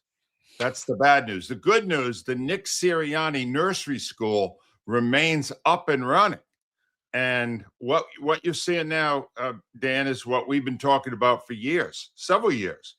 They have structured an organization where somehow they have given power to Nick Sirianni, knowing that the guy is not all that bright. You alienated the best coach on your staff in the course of this debacle of a season. You stripped the powers from Jeff Stoutland to be the run game coordinator. Who got those duties? Kevin Who took Patullo. them? Kevin Patullo. All right, so let me take you back to the sideline when something good happened, which wasn't all that often this year offensively. How Sirianni and Patullo are doing the hook the arm thing and the whole deal there. And I kept referring to them as a bunch of frat boys. Let's tap a keg. That's the mentality. Now you've got in that mindset. And it became more that this year with Patullo, his best buddy, in a position of power, right? Now you look at, well, who didn't fit in there? Well, Stoutland, who's won Super Bowls with two entirely different coaching staffs in Philadelphia. We've only won two. Stoutland won us two of them, both of them. All right, with Doug Peterson's group and now with Sirianni's group. They alienated him. Who else is talking about leaving? Vic Fangio. Also, over 60, extremely good, has done a brilliant job as defensive coordinator. Got alienated enough in his second year here to strongly consider retirement. I mean, how much more?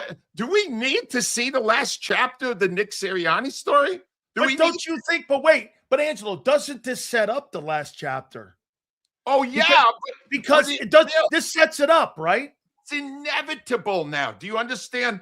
You have now the one thing that Sirianni has been able to succeed at is using great coaches to their best. These guys perform brilliantly in his system, whatever it was. Fangio's never coached better. Stoutland was never more successful than he was here, and never more successful than with Sirianni. Those were the best offensive lines.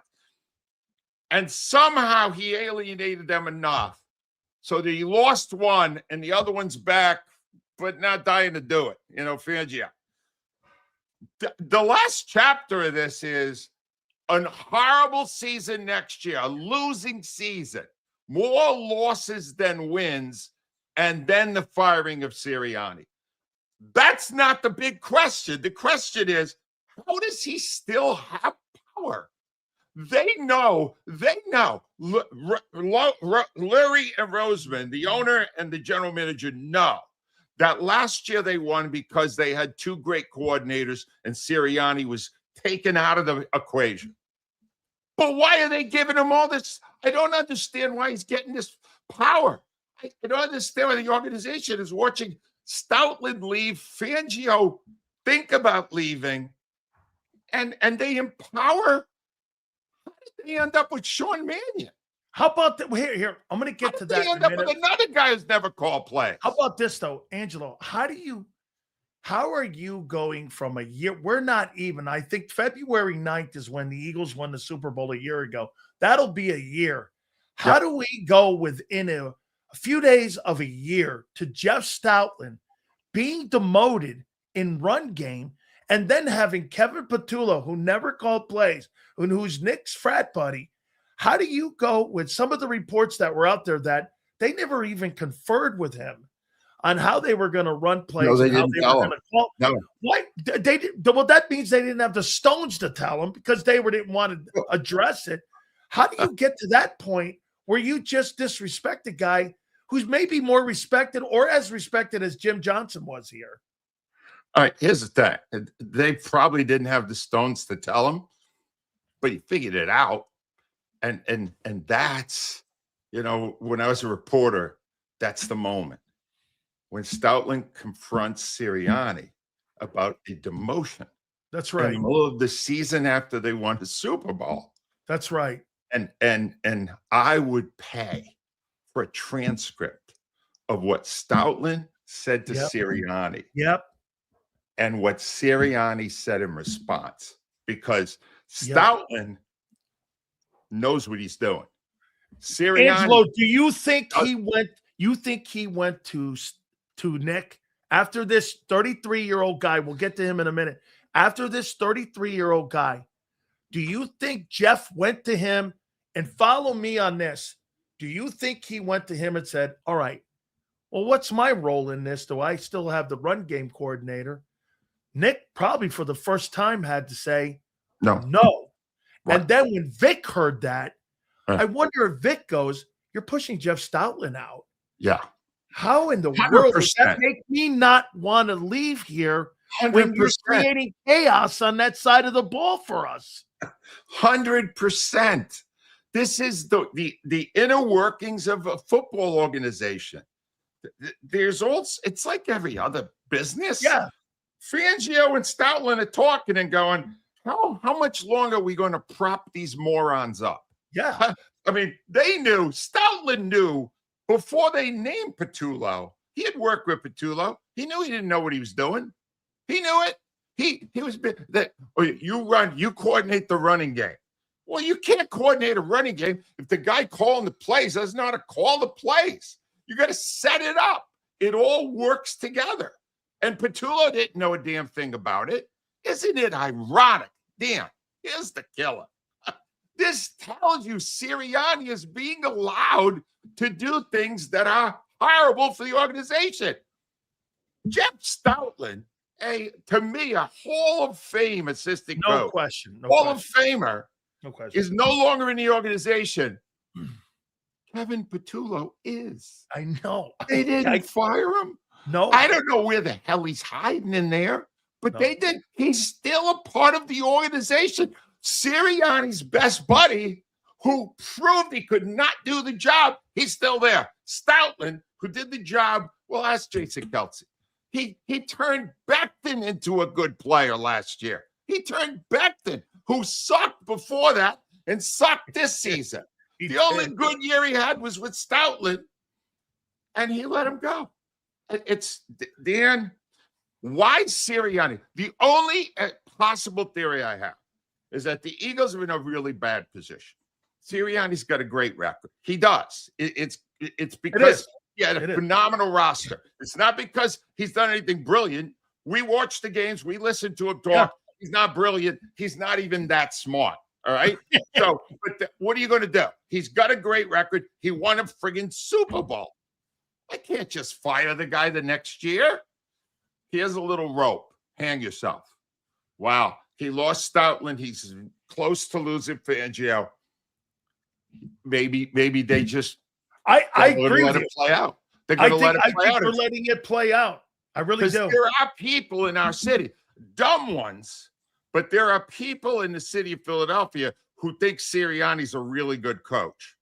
Now, these are people who don't pay enough attention to watch the way he comports himself on the sideline, to listen to his news conferences, to see how they do when he actually calls plays or is involved directly in something happening. You can see he really doesn't know what the hell he's doing either.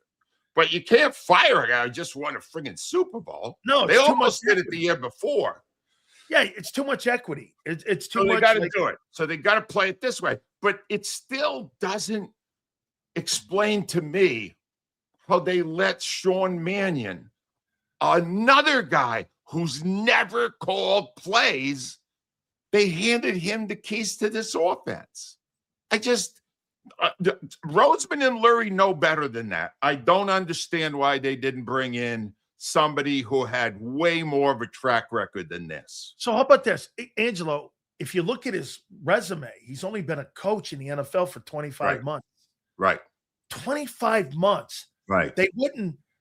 I mean, there was a conversation a couple of years ago when Kellen Moore got the job that Cliff Kingsbury wanted to bring in an offensive line guy. He didn't want Stoutland there. He wanted a different guy. They were adamant. They went, no way. That's a deal breaker. So you're telling me they let that guy or push this guy out the building, Jeff Stoutland, for a 33-year-old guy? This tells me the play caller's not Sean Mannion, because follow me, Angelo. So you got KP, who's called plays, Kevin Patullo. This guy, Josh Grizzard, who just got fired from the freaking Bucs for a bad offense this year. Right. I know they had injuries. He's called plays. Nick's called plays. Who's the one guy in the offensive side of the ball that hasn't called plays? Your new OC? Yeah. That's something. That makes sense to me. Right. It's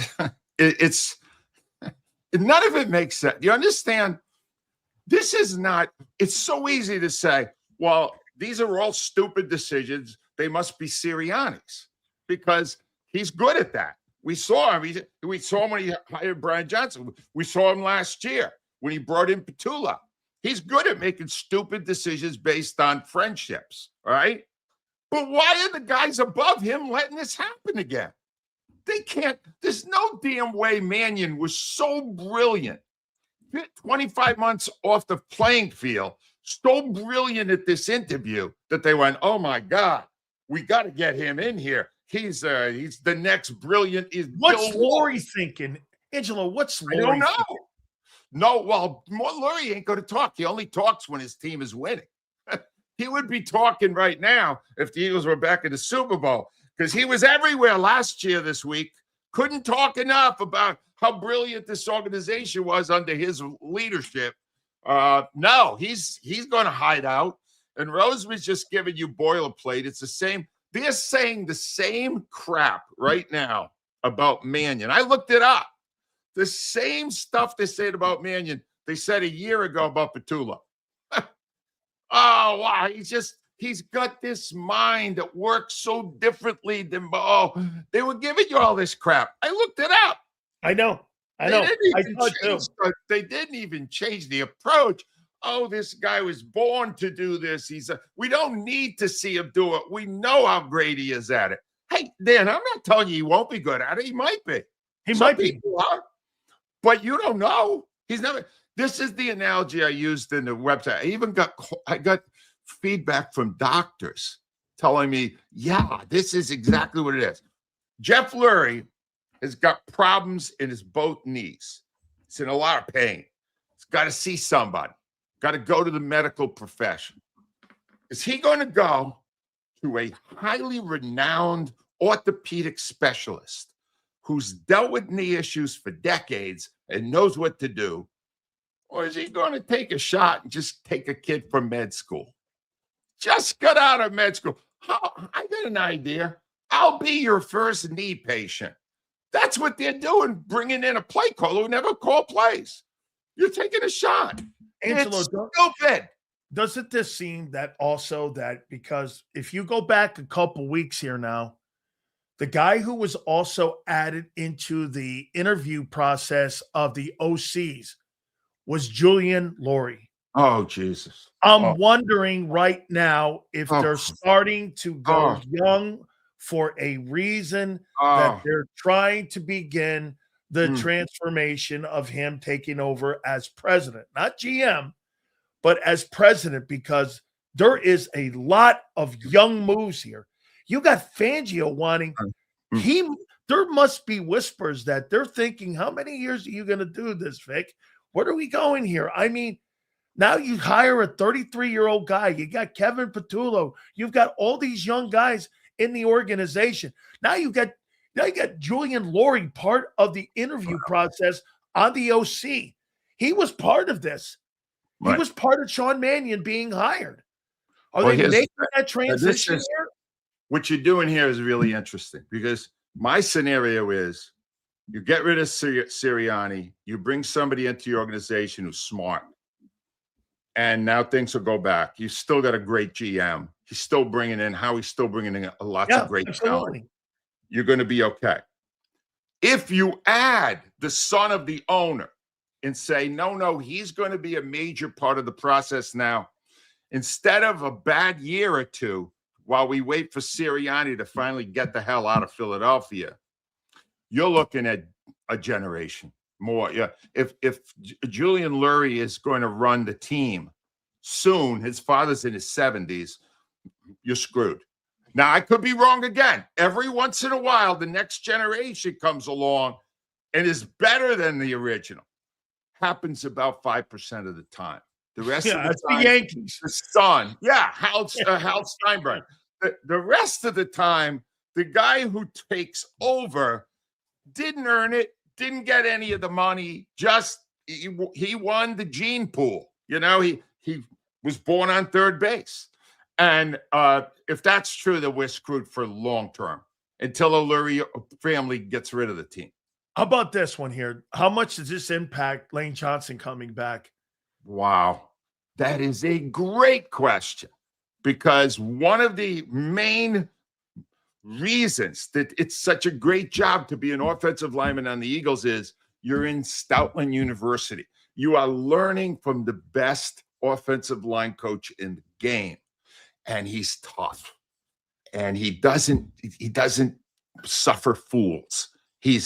And if you're a real player, like Mailata or like Johnson or like Jason Kelce, who is there, you love having that kind of a coach. Just listen to Kelce. Kelce will sing arias about Jeff Stoutland and how he never would have been the player he was without Stoutland there. And all the other players that were okay coming out of college or whatever. Even Fred Johnson.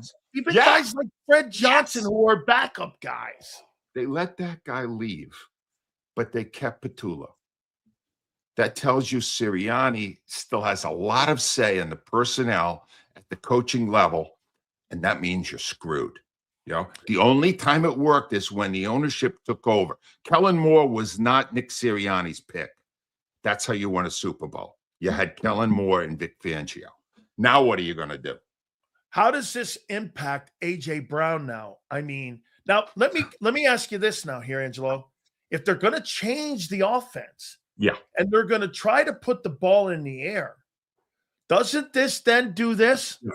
If AJ, you were going to come back and it was going to be status quo, I'm out of here, man. Yeah. And a lot of people, 90% of the people around and all the national media guys are saying that AJ's gone. But if I'm AJ Brown and I see now, well, they're going to at least attempt to throw the ball and put the ball in the air. Does that change the narrative for me? Maybe I want to stay, or do I still want out of this chaos? All right, AJ, first of all, AJ doesn't necessarily want them to put the ball in the air.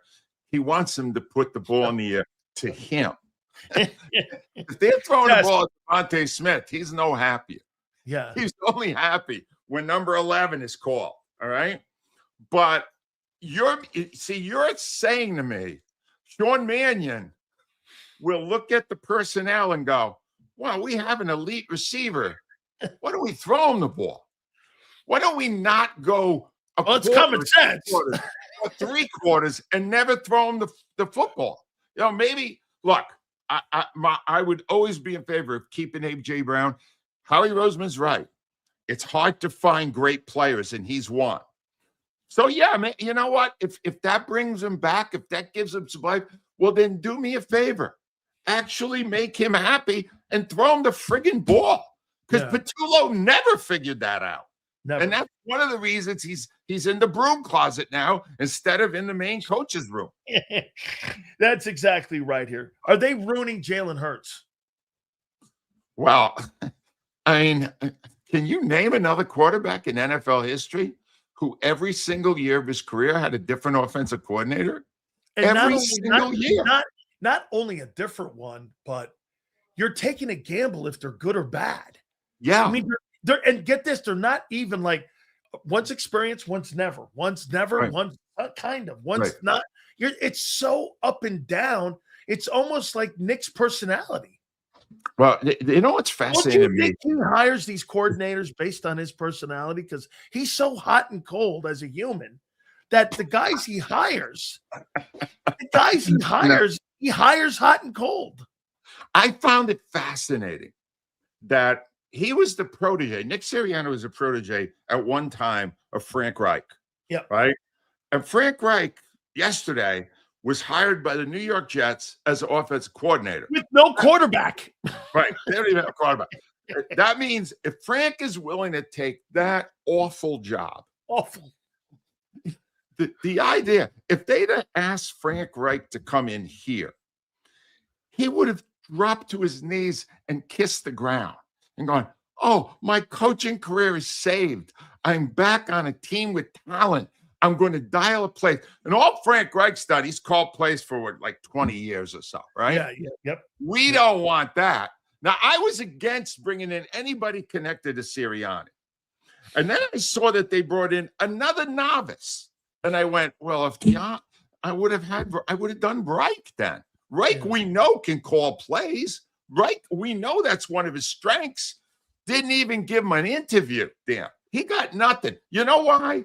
Because Frank Reich is too much like Jeff Stoutland and Vic Fangio. They give you their opinion if it's negative. And the organization doesn't like negative. They want yes, yes, yes. And that's what Sirianni has given the bosses from day one. Yes. Do you believe the Super Bowl window is closed? Well, probably not, because Hurts is under 30. He's still good. I still look at the talent I got. Come on. Then wait, do you think there's too many people in the way for the Super Bowl window to stay open? Well, that's a bit, yeah. These people are obstacle. Nick Sirianni is an obstacle to another Super Bowl, not a means to one, right? You would think, well, he won one. He must be really no. Listen to him. Watch him. See what he's doing right now. This is a boondoggle. You have lost your best assistant coach and could end up losing or having a disgruntled defensive coordinator next year. You're on your way to losing. You understand? You got a first place schedule again. You got all this dysfunction behind you. You got a guy calling plays again next year who's never done it. Never done it. Oh, that's a recipe for success. No, they're not good. I'll say this much. The window of opportunity to go back to the Super Bowl, never mind win it, go back to it, is closed as long as Sirianni's here. His hand is played out now. All that's left now is the unmasking of his incompetence. And it will happen. It will happen in the next 12 months. Next year at this time, we'll be going, well, wasn't it inevitable a year ago? Wasn't it? No. Once they lost Stoutland, once you found out Fangio wasn't happy, that was the first big sign that it was about to unravel. It will unravel next year. Don't you agree what the organization did? A couple more here for you, Angelo. Don't you agree what the organization did now? Instead of separating Nick from the coordinators, he's now made it closer to what could be the problem, which that's going to give them the vehicle for them to give them the off-ramp to fire the guy at the end of the year. Because before, there was a fail-safe in there. Oh, that was the coordinator, not me. And they used that, the impatience that the owner has. Well, it's going to fire him. They're going to fire this guy. Now, hey, Nick, like you've been saying right now, Nick, if this is your guy, haven't you brought the problem closer to him now? And that makes that off-ramp yes, you have. To be able to fire, right? Yes, you have. And that is maybe the number one part of this story. That's the biggest part of this story. Because now, Nick Sirianni, in the course of the past season, while leading his division, made a decision during the season to remove power from Jeff Stoutland and give it to Kevin Petullo. Just let that sit. All the people, and I get plenty of email from people saying, you're too negative. Oh my God. Just tell me how that's justifiable. In what world does Jeff Stoutland lose power to Kevin Petullo? A guy who's proven over and over again his elite knowledge of football, and an utter novice who, given a chance, fell flat on his face. And Sirianni, in the course of that season, handed more power to Petullo. What else? There's no other argument you need to make, Dan. That is the definition of incompetence. Absolutely. Angelo, I want to ask you this last one here. So, 1994, Robert Kraft bought the Patriots, and I believe, if I'm not mistaken, I think Laurie bought the Eagles in 95 the following season. He took control from Norman Brayman. Correct. So in that time frame from 94, Bob Kraft has been now, come Sunday, 11 Super Bowls, which is 37.5% of the Super Bowls during that time, which means every other year almost, every 2 years, the Patriots have been in the Super Bowl. My question to you is, what does Robert Kraft do different that Jeffrey Lurie? Because I believe you guys have left multiple Super Bowls on the table because of the way you do business. Right. My question is, what's the difference between those two owners and the way they do business? in your eyes? What do you think Kraft does different? Now, look, and I put this in here too. I know people are going to go Brady, but wait, they went to a Super Bowl with Parcells and Bledsoe. They went with Brady and they went with Belichick, and now they're here with Vrabel and Drake May. Three completely different regimes. Right. What does he do different than Jeffrey Lurie? He's a lot smarter. And I'll give you an example. All right. You got to go back to Spygate. This is one of my favorite Robert Kraft stories. Go back to Spygate.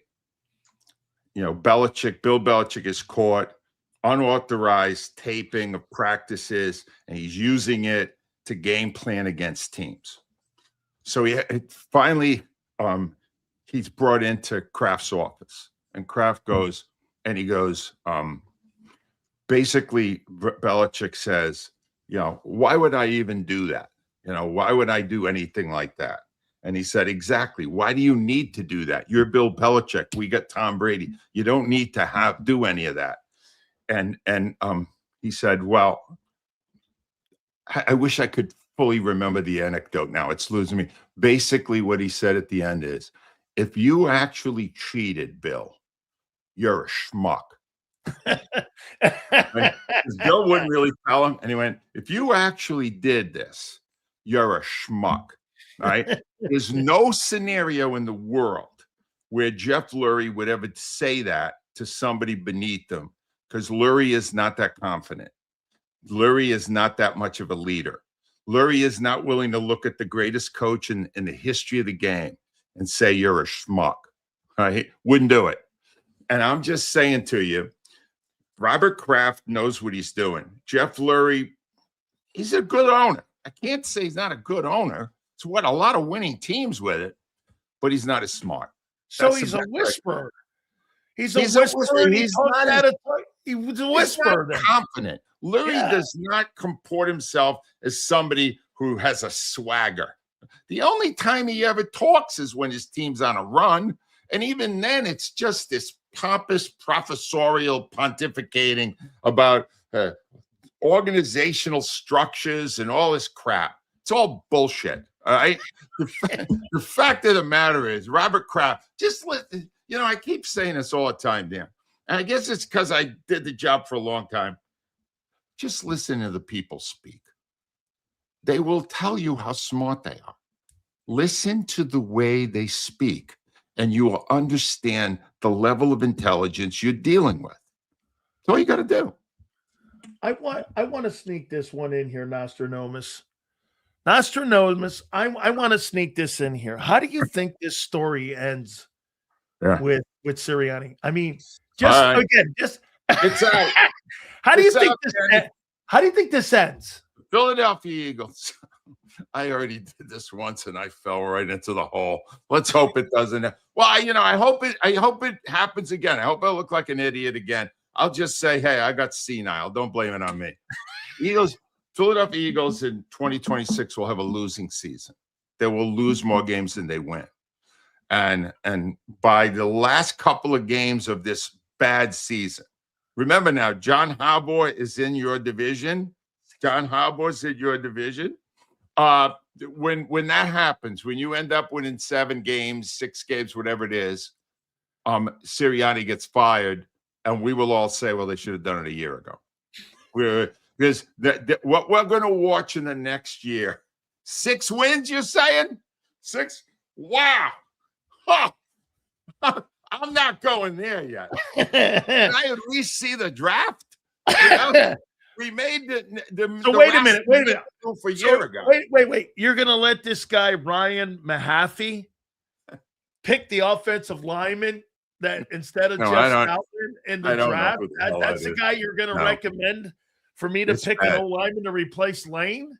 Yeah, if I were Hurts, I'd ask for a trade now before he gets his ass kicked. They're going to wipe him out next year. They're going to find out what life is like without Stoutland as the coach of the offensive line. This was a catastrophe. All right. This was a catastrophe. If you can't keep that man happy, then you're an idiot. All right. You're a bad coach. And that's what I will always say about Sirianni. I don't care if he wins another Super Bowl next year. He's still a moron to me. He will always be a moron. Angelo, Watch him on the sideline. Tell me if that is an intelligent human being. oh my God. By the way, real quick, I got Howard Eskin coming up at 4:30. Oh, jeez. Yeah.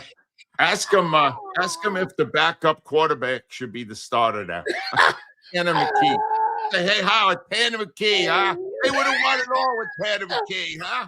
Oh my God. I asked Ray Dininger this a couple weeks ago, and I go to Ray, I go, so you were in the middle between these two guys? Let me just say right now, I have an announcement on the Dan Sileo show.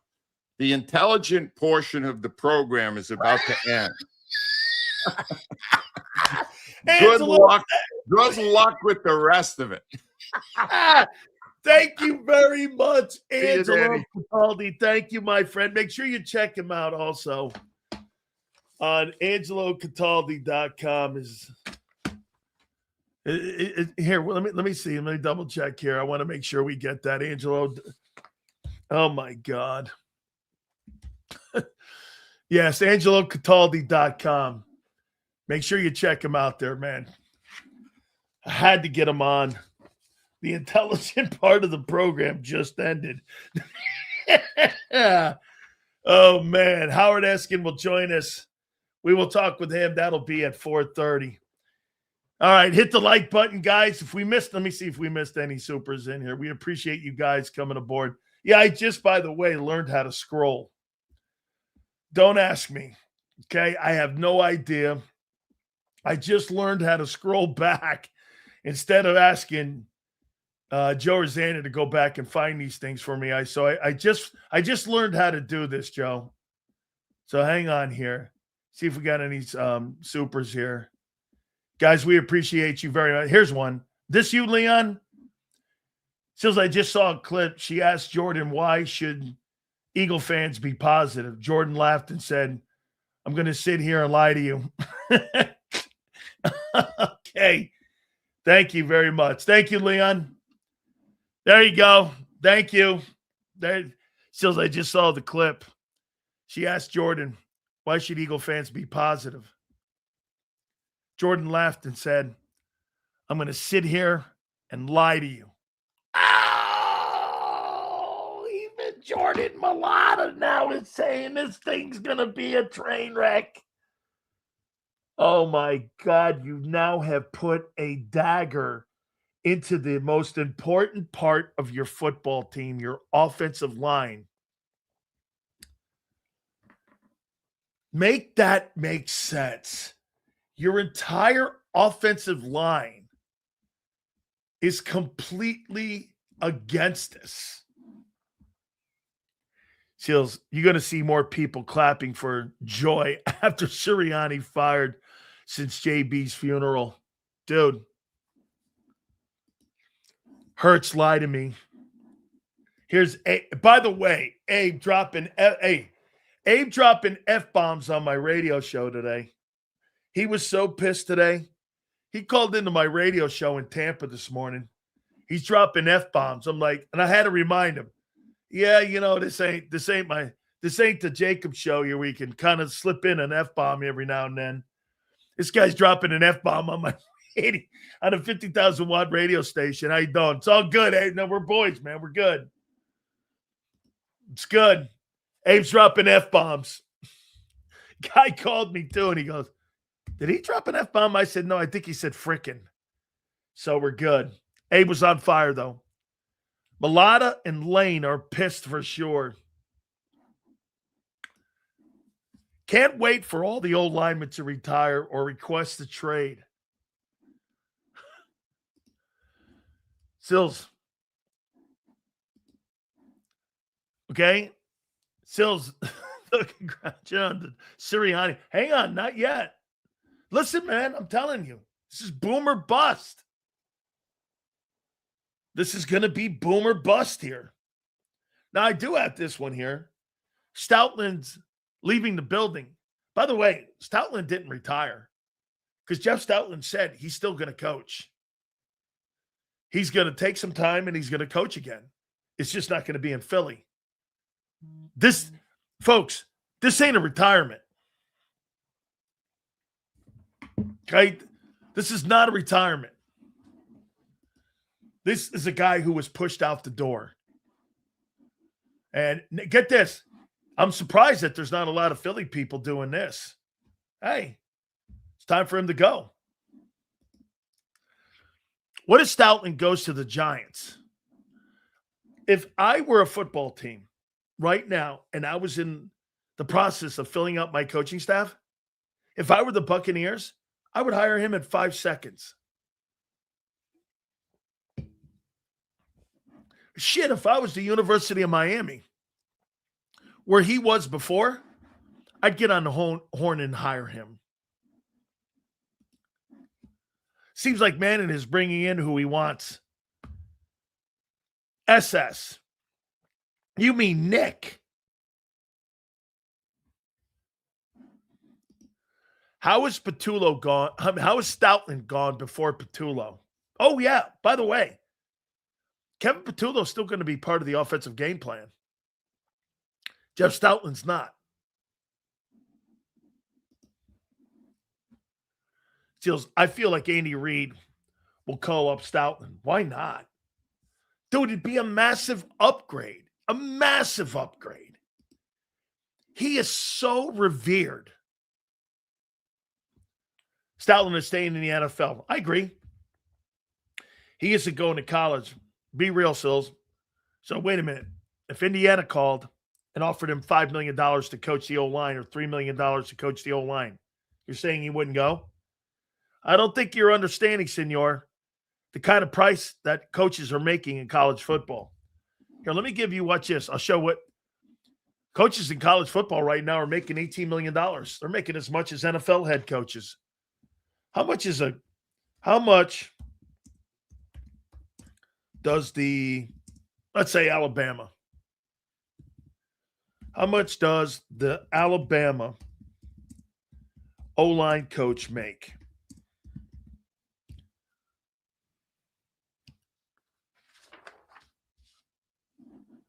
Chris Kalafik makes $1.3 million. I mean, how much does Jeff Stoutland make? Let's see if they publish that. How much does Stoutland make? How much does Jeff Stoutland make? I thought he'd be the highest paid coach.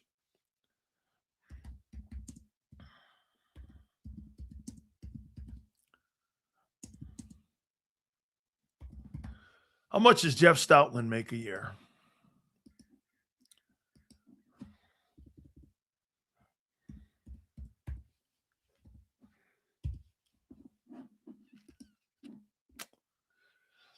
Stoutland was they don't really have his number here.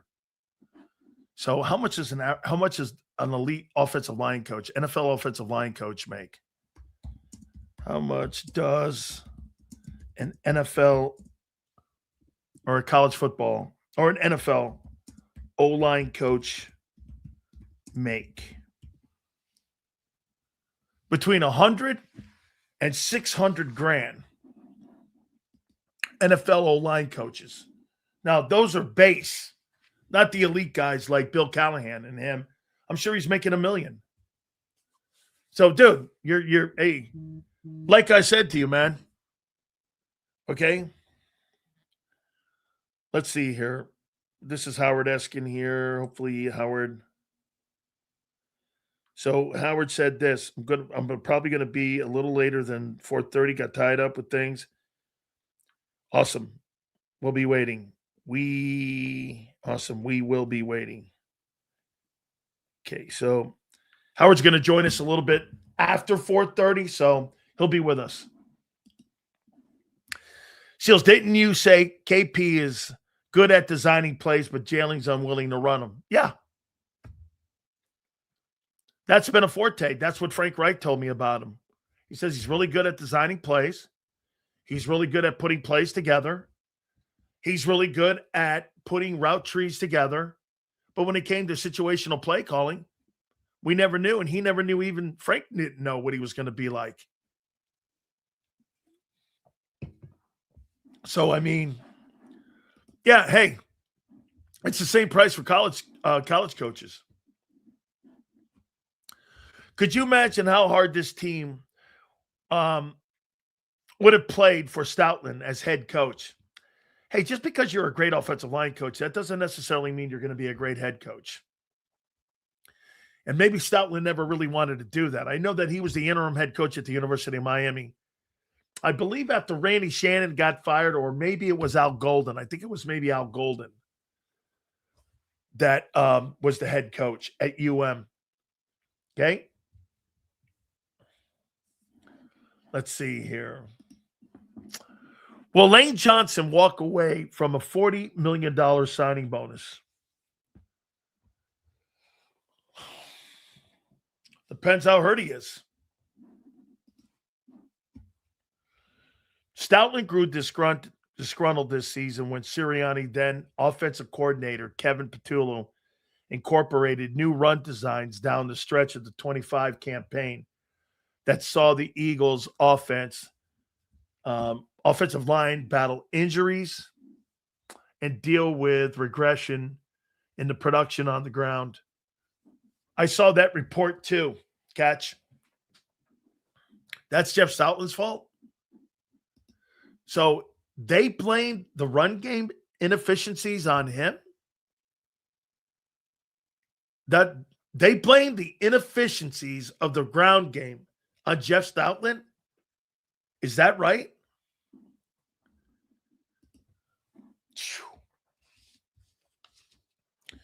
This has become a national story now. By the way, I mean, it's everywhere. You pushed, and there's no doubt Jeff Stoutland's not happy. He didn't thank the Eagles. He didn't thank Lori. He didn't thank anybody.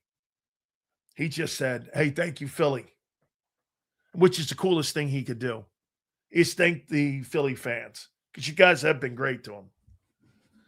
Everybody that mentions the Philadelphia Eagles mentions Jeff Stoutland. Mike Martz, great coordinator, crappy head coach. I actually know Coach very well. Now, see what this guy does.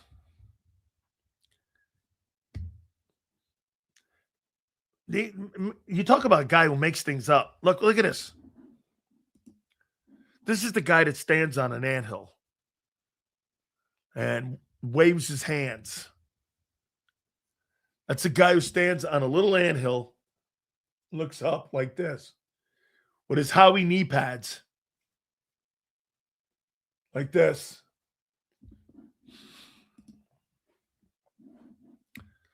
Nick's a snake. Told people this, I bet you he whispered it was Stoutland's fault to Howie. You're the one dramatizing this. Dramatizing? Okay. You must, if you think it's cool, dude, it's all right. You're an idiot. Nobody takes what you say serious anyway. You're the ultimate knee dragger. Seriously, like I said, you're like the little bird in the nest that's waiting for his worm to be fed to him. You think Mannion really held an offensive coaching meeting without Nick?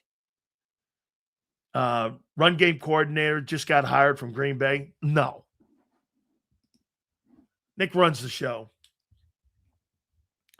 Big Sales Mulata's on Radio Row, not holding back. He's pissed. Wait a minute. He laughed when he asked him how Eagle fans should feel. He was definitely upset. Well, get this. They're going to reach out to him, and they're going to tell him to shut it down. And he will shut it down. So they better put a microphone in front of him as much as they possibly can. Because as soon as his cell phone's going to start ringing, hey, dude, we need to have a conversation. We need to have a conversation here. That's right. Bob Lang incoming. I don't care what. Hey, listen, by the way, NFL football teams change all the time. Jeff Stoutland's been in a place a long time in NFL standards. But let me see how many years Dante Scarnecchia had. Dante Scarnecchia, who I think is the greatest offensive line coach of all time. I think Bob McKintrick is also in that conversation. He was the 49ers offensive line coach. Dante Scarnecchia.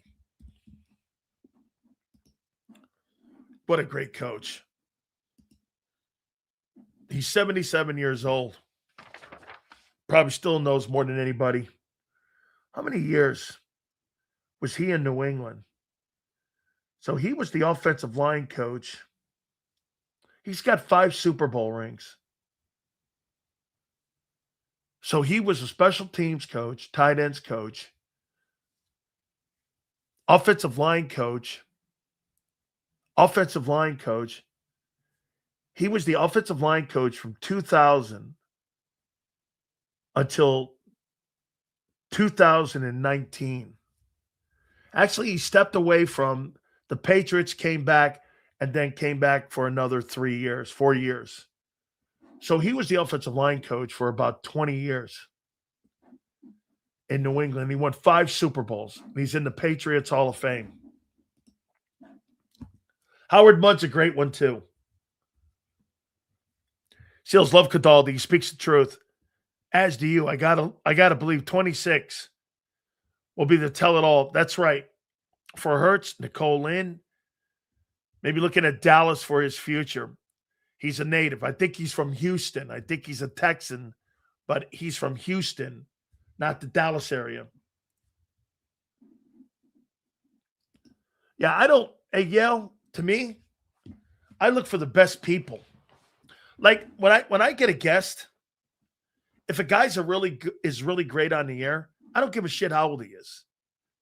I like entertaining. Sometimes they're young, sometimes they're older. Okay? I don't go by that because I don't really think that's a great metric. So, yeah, this is crazy. I don't know what's happening here today. This is pretty crazy great. So, yeah, Kevin Legret. Look at that. He's watching the show too. You know who Kevin Legret is? He's now the new director of business for Beasley Radio. I don't know what's going on. Scott Masteller, Kevin Legret. That's great they're watching. Love it. I would too. We may see Kevin Potato be elevated to old line coach.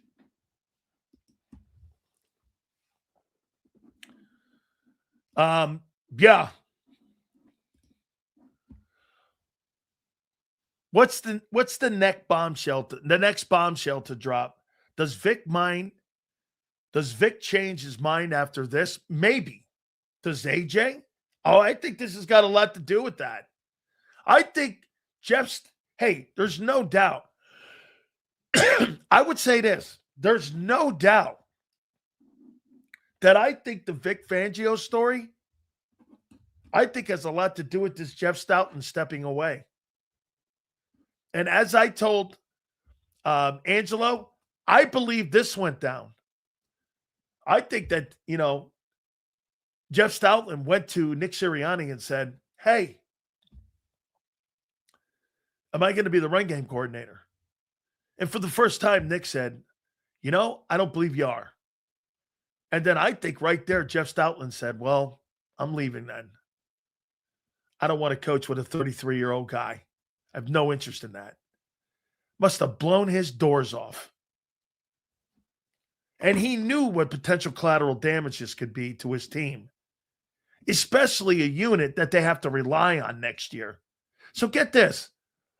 The biggest problem, how many people agree? The biggest problem on the team was the O-line and the health. So you're going to change the guy out who over the years has been a guy that has answered problems and has had answers for your issues in your O-line, like when you wanted to have the revolving door at right guard. He made that happen for you. And one suspect down season where you win 11 games and you had the ninth best running attack or the ninth best rusher in pro football, you say to him, hey, look, fine. That's what you say to him? It just doesn't make sense. There's got to be something more to this. It can't be that cut and dry. Either that or Kevin Petullo, without a doubt, Kevin Petullo had no insight and didn't care what Jeff Stoutland said. Do you remember when we had Mark Trestman on?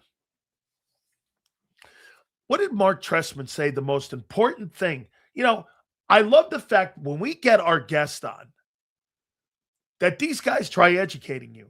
The number one thing, Mark Trestman has had, I think, 10 offensive coordinating jobs in the NFL. Okay? 10. And the first thing he does is, I got to get on the same page with my O-line coach.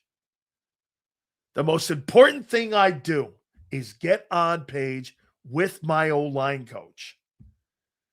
Pass protections. And they weren't bad in pass protection a year ago. Run game, all of that. I've got to get in line with my O-line coach. The way it's being reported, he never did that. Now, is that by design by Nick? Cam Lane and Landon were all shells of themselves, even when healthy. Really? When they were healthy, they had the number 2 running attack in pro football.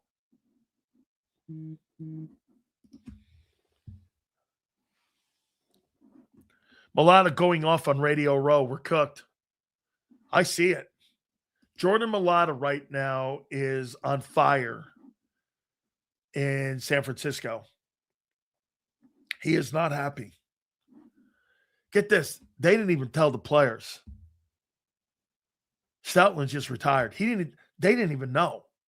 The way it's being reported, Jeff Stoutland must have just walked into the office and quit.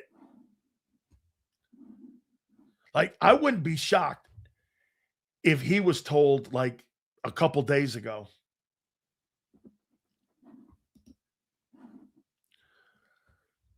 What I like about Sills is that he'll say whatever he wants. He doesn't care if it offends. I don't give a shit about that guy.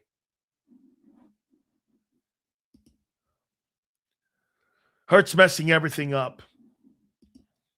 No. I'm not putting any of this on Jalen. Jesus criminy. You change the coordinator for the guy. You think Jalen Hurts got the Jeff Stoutland fired? I don't believe that. I mean, I'll go with the passing game guy that he got him canned, but the run game guy, I'm not going there with that. You think Jalen Hurts had something to do with Jeff Stoutland being fired? I'm nowhere near that. I don't blame Jordan. Stoutland had a lot to do with his known success since becoming a football player in the league. Absolutely, too. Sasha, he made him a millionaire. Absolutely. Jordan Mailata is winning a lot of points over with his team. How is this Jalen's fault? People are reaching hard. It's not. I don't think it has anything to do with Hurts. Oh, well, the changing of, like, get this. If you're Jalen Hurts, you went 50-18 in that old system that they ran for 5 years.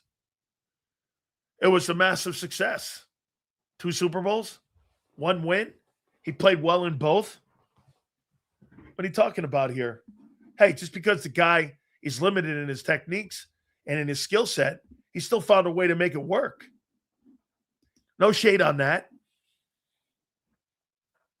Seals, you were telling us to Google the name of Dante Scarnecchia weeks ago, and here we are. Yeah. Dante Scarnecchia and Alex Gibb, Howard Mudd, Dudes like that. Those are some of the greatest offensive line coaches in pro football history. Could you imagine if Parker brings Stout to Dallas? Anybody who hires Jeff Stoutland, okay, will upgrade their old line in seconds. This is an idiotic. This is just an idiotic firing. Idiotic Eagles PR keep posting tributes to Stout on social media. Like, what the F? The management is. Yeah, here, let me take a look at the Eagles and what they're doing. Yeah, they're flooding it. It's what we call flooding. They're flooding it now for a reason. An unbelievable 13 years. Thank you, Coach.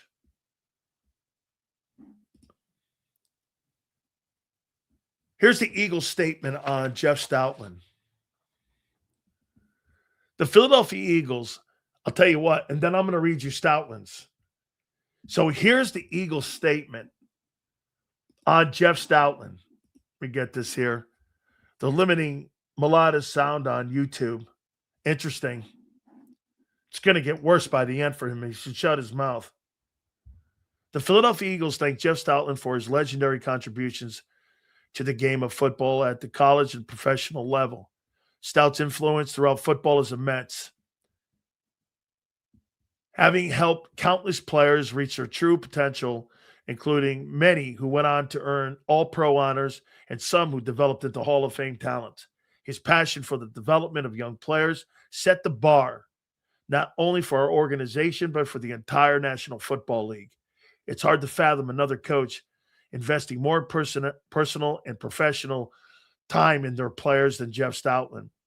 Our organization is deeply grateful to the Stouts' contributions to our team over the last 13 years, in addition to help deliver 3 Super Bowl trips and 2 titles to the city of Philly. He has been a champion in our community, having given much of his time and effort to the Eagles Autism Foundation and many of our team's philanthropy incentives. Although he will not be competing with us on a game day basis, he will always be a beloved member of the Eagle family. His impact on this franchise and our community is immeasurable, and it's safe to say he will always be welcome in the city of brotherly love. Wow, is that a word salad?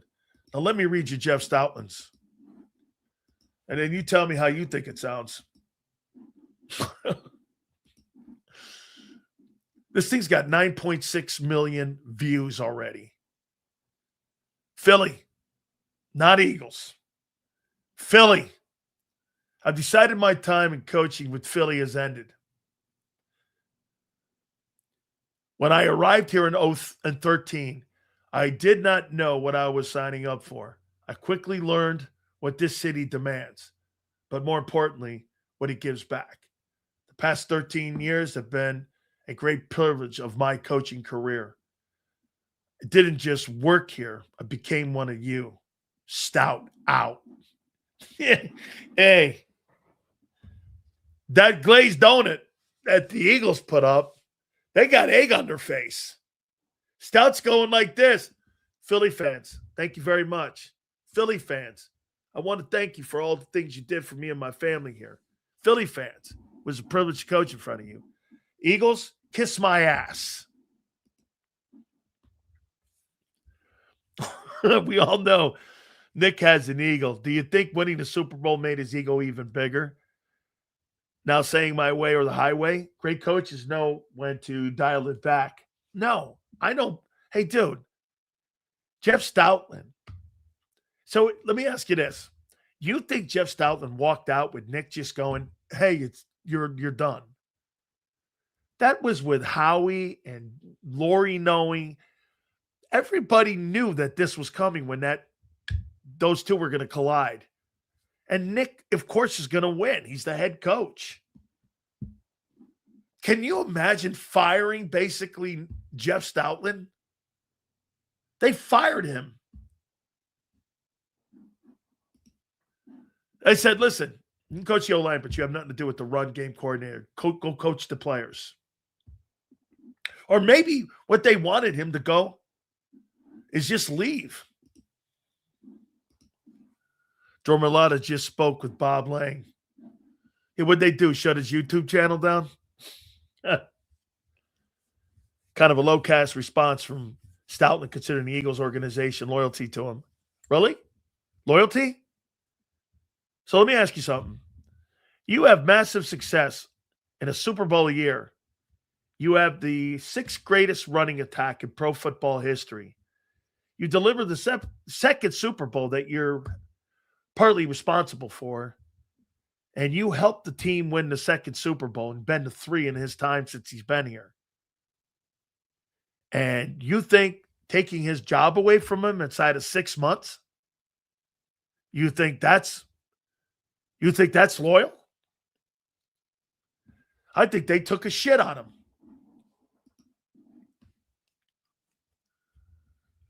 I'm so pissed at Lori. Sills, do you think Stout's phone is ringing off the hook? Yeah.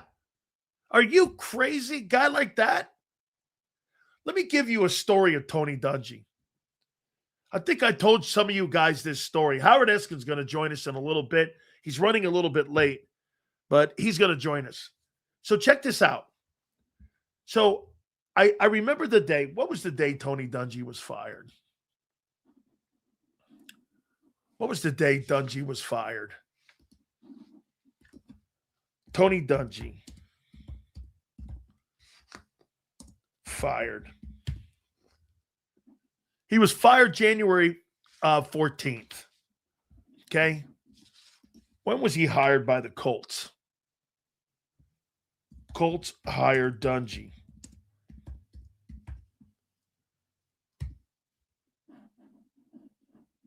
What day?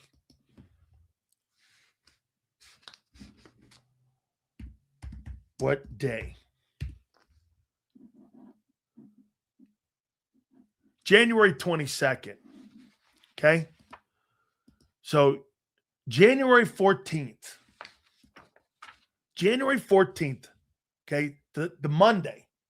We come on the air. I was on WDAE in Tampa. And the news started breaking that Tony Dungy was fired. On the 15th. Okay. 16, 17, by the following Monday, Dungy had a job with the Colts. And it was being reported that they had agreed to terms by Friday.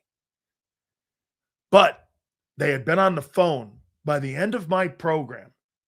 The day he was fired on like the 14th, by the end of my show, word was starting to get out of Indianapolis that Jim Irsay and Tony Dungy had agreed on a deal. And that they were gonna tell everybody by the end of the week that Coach Dungy was going to become the head coach of the Indianapolis Colts. Within a matter, Tony Dungy said the story on my show. And it's true. As soon as he got fired and it became public, Jim Irsay was on the phone within a matter of 15 minutes and called Tony Dungy and said, how do we work this out? I don't want to talk to eight. This is a true story. Dungy said it on my show down in Tampa. He went like this. He may have said it here as well. He goes, I don't want to talk to agents. I don't want to talk to anybody. You tell me, how do we get this done? I don't want to hang up without you being the head coach of the Colts. They talked about life. They talked about love. They talked about family. And by the end of the conversation, the agents got on and the agents kind of worked the money out and all that and the terms of the deal. And by the end of the week, Tony Dungy was the head coach of the Colts. But that conversation, by the end of my program, we knew Dungy was going to be the coach of the Colts. It was 15 minutes after he got fired. The call came from the Colts. A guy like this, same shit. Dude, there's coaches across the country right now, college, pro. Hey, Jeff, I got a job for big jobs. How about this? Guys who have current people in the building, coaches are probably calling. Hey, Jeff, I'd be willing to fire my guy for that guy. Okay? Yeah, I'm cool with Coach. Actually, what I do agree with him I think he missed the moment that he could have told him why he didn't vote for him, or he did vote for him. I just think that, again, I have too much respect for Coach Tony Dungy. I do. Too much. He's a man of faith. He's a great guy. There's too much. However, I think he missed the moment. Bill Polian's an asshole. Coach Dungy, I got great respect for. Oh my God, can you imagine Jeff Stoutland? Dude, I wouldn't be shocked if the Dallas Cowboys called him. I wouldn't. Becton not coming back since Stout's gone. No, why would he? And this is another great one. How does that affect Lane Johnson? I mean, how does that affect Lane wanting to come back? If you got Jordan Mailata, who's on right now and going to be the heir apparent to Lane as the leader of the offensive line, and you've got Lane, you got Mailata pissed off, what's that mean to Lane? Now, hey, listen, the money will be a factor. See, can you imagine him with the Chargers? So you would have Mike McDaniel, and you would have what? You would have Jeff Stoutland as your old line coach in Los Angeles with Justin Herbert. Whew. Man, I could see Jim Harbaugh hiring him. Not when he resigns.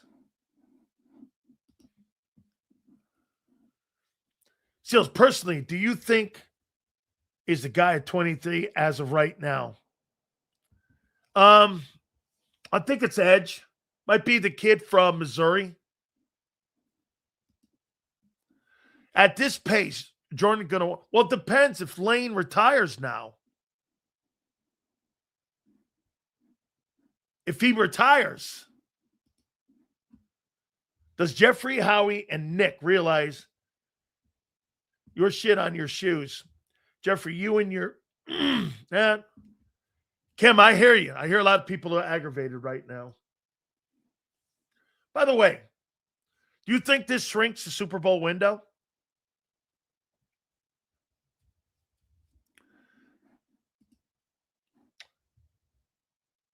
Before his death, yes. Before he died, Ray and I had a great conversation. I apologized to him, and he apologized to me. He did. He did. So, you know what? I can't wait. You know, we got Angelo's take earlier on the program on what he thought. And for years, Howard Eskin was on the sidelines there, and obviously talking sports here. I cannot wait to do this here. I want to get his initial reaction because a lot of people are freaking out here, and there's no doubt if you read Jeff Stoutland's response in his post, he wasn't giving Warden roses to the Philadelphia Eagles on the way out the door. Maybe Howard saw this was coming, and it would be inevitable. He joins us now here. Howard, what's your takeaways on this thing here with Jeff Stoutland? Well, they lost a good coach, obviously, in Jeff Stoutland. He obviously was not happy with what was going to be a reduced role. I think it's apparent that the Sixers gave their new offensive coordinator more responsibility and took away some of Jeff Stoutland's responsibility. But maybe one of the biggest things, it was going to be a scheme change again, and maybe Stoutland didn't really want that. He got out at the right time. He got out at the right time. That's the bottom line. He got out at the right time. It just, I don't think this is going to be a season that Eagles or their fans are going to be excited about. We haven't even gotten there yet, and they haven't even gotten all their players. But I just, there's too many changes. There's too many changes. So they lost a good coach. And I don't, why would they take away some of his responsibility? But if they weren't going to run a scheme that he liked, and he probably talked about it because the new coach has already been talking to him, and he just said, what am I coaching for anymore? Yeah, but how did it get here with less than I mean, it'll be a year, February 9th. How did it get here this fast like this that arguably, would you not agree Jeff Stoutland probably is in the same conversation as Jim Johnson as one of the greatest coaches that the organization has ever had? How did it get here in that short a period of time to where all of a sudden you're pushing a guy like that out the door? What do you mean? I don't understand what you say. A short period of time. First of all, you can't compare. A year away from being one of the greatest run games in the history of the sport, to where you're demoted in your run game responsibilities, to where the guy has to quit because he can't take it anymore and he was pushed out the door. Yeah, well, it was a great. I mean, they had great run games before that too. Swift was a good running back for the Eagles as well. I guess there's going to be the only way, and this is the only thing I can think. Their offensive coordinator wasn't the first choice, the second choice, the third choice, the fourth choice, the fifth choice. Maybe he was the sixth choice. And maybe there was nobody left after that they really wanted. So, did he really have to leave Green Bay? Did he have to leave Green Bay? No, I don't think so. So he's taking a chance with a team where the offensive line won't be as good, which means the running game won't be as good, which means obviously the quarterback is not going to be good enough or as good. So he's taking a chance, and nobody else wanted to take that chance to be the Eagles offensive coordinator. So maybe they just gave him, and listen, you want to do this, you want to do this, okay. And Stoutland didn't like it. Stoutland's obviously, we all know he's an excellent coach. I mean, Jimmy Johnson is a great coach, and Stoutland's a great coach, but being a head coach is different. I think Jeff Stoutland deserves all the praise that anybody wants to give him. But it's obviously not a good situation for the Eagles. But whether Jeff Stoutland was going to stay or not, I just don't think the Eagles were going to be as good a team as they were this year. And they obviously weren't good enough this year. But Howard, you gave the job to a guy who's been a coach for 25 months. And you're telling me that a guy that was a coach for 25 months is got enough autonomy to push a guy who's going to Canton one day and is in the same conversation as Dante Scarnecchi as one of the greatest O-line coaches of all time? I find that he didn't push him. The Eagles pushed him. The only way that they could get him. But why? Because they couldn't I don't think they could get another offensive coordinator that was any good. So I hate to say that they settled with a guy that there's nobody else. Who else was out there? No one. Who else? I mean, if Frank Reich's not going to come. Matt Nagy. How about this? Frank Reich didn't even take the job. That's exactly right. And I don't think, and I don't know this for a fact, I don't think Matt Nagy wanted to come. He'd rather sit out a year, and obviously he doesn't have to sit out a year because he's going to go to the Giants. I don't think Matt Nagy wanted to come to the Eagles. Brian Dable didn't want to come, obviously. No. Okay. Tell me who else. Mike McDaniel didn't want to come.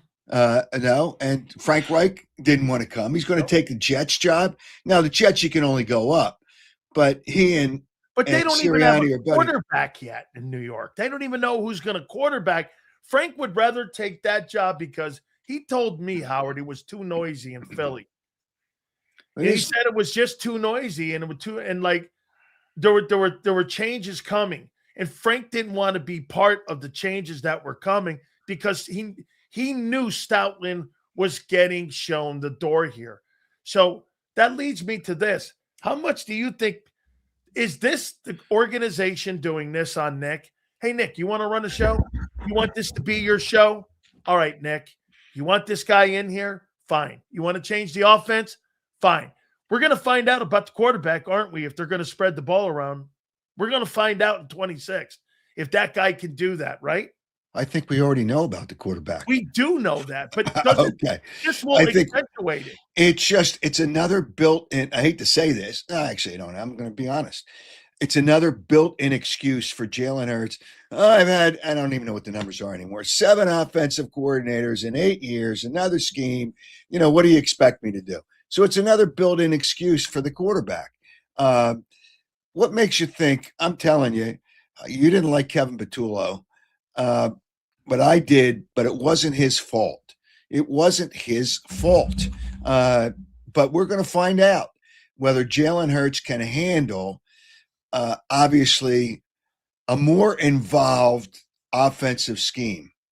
And I'm not sure he can. I have my questions. Oh, yeah. I don't believe he can at all. I think this is going to be the undoing of all of this. Yep. And I think it's like, so you won all those games with one style of play, and all of a sudden now you're going to try to evolve an offense with the guy's weaknesses as a player. I just don't. I don't see that. Now let me ask you this. So here's something else that's being reported. So Kevin Patullo and Nick Sirianni were basically taking over the run game, and they were taking over the run game and how the run plays were going to be called without even conferring with him. And they weren't even talking to him anymore. I have to ask you, how did he get here where that guy, he's created Hall of Fame players? You could make the argument that when you think of the Philadelphia Eagles over the last 13 years, you think of Stoutland. You don't think of anybody else. You don't think of other coaches. You think of Jeff Stoutland because you won Super Bowls by running the ball in those great O-linemen. Maybe I hate to say that Nick Sirianni wanted a fall guy, but the running game wasn't as good. But then you look at the offensive line. That wasn't as good. Was that Stoutland's fault that Cam Jurgens wasn't as good? Was that Stoutland's fault that Lane Johnson got hurt? Was that Stoutland's fault that they lost, the right guard, and he wasn't as good? Was it Stoutland's fault? And I like Malata. I like him, but he didn't have as good a year either. By the way, he's going off on Media Row right now saying how much of a BS move this is. That's good. That's very un-Eagle-ish right now that, you got a player right now venting his frustrations. He made him a player. He was a rugby player who knew nothing about how to play the offensive line. And Jeff Stoutland made him an all-pro player. But, well, I say all-pro, but what does all-pro mean anymore? All-pro's a joke when you look at that flag football nonsense. It's just quarterbacks that threw 100 interceptions and 3 touchdowns were because nobody else wanted to go. It was a complete joke. But he made him a really, really good player. And that's kind of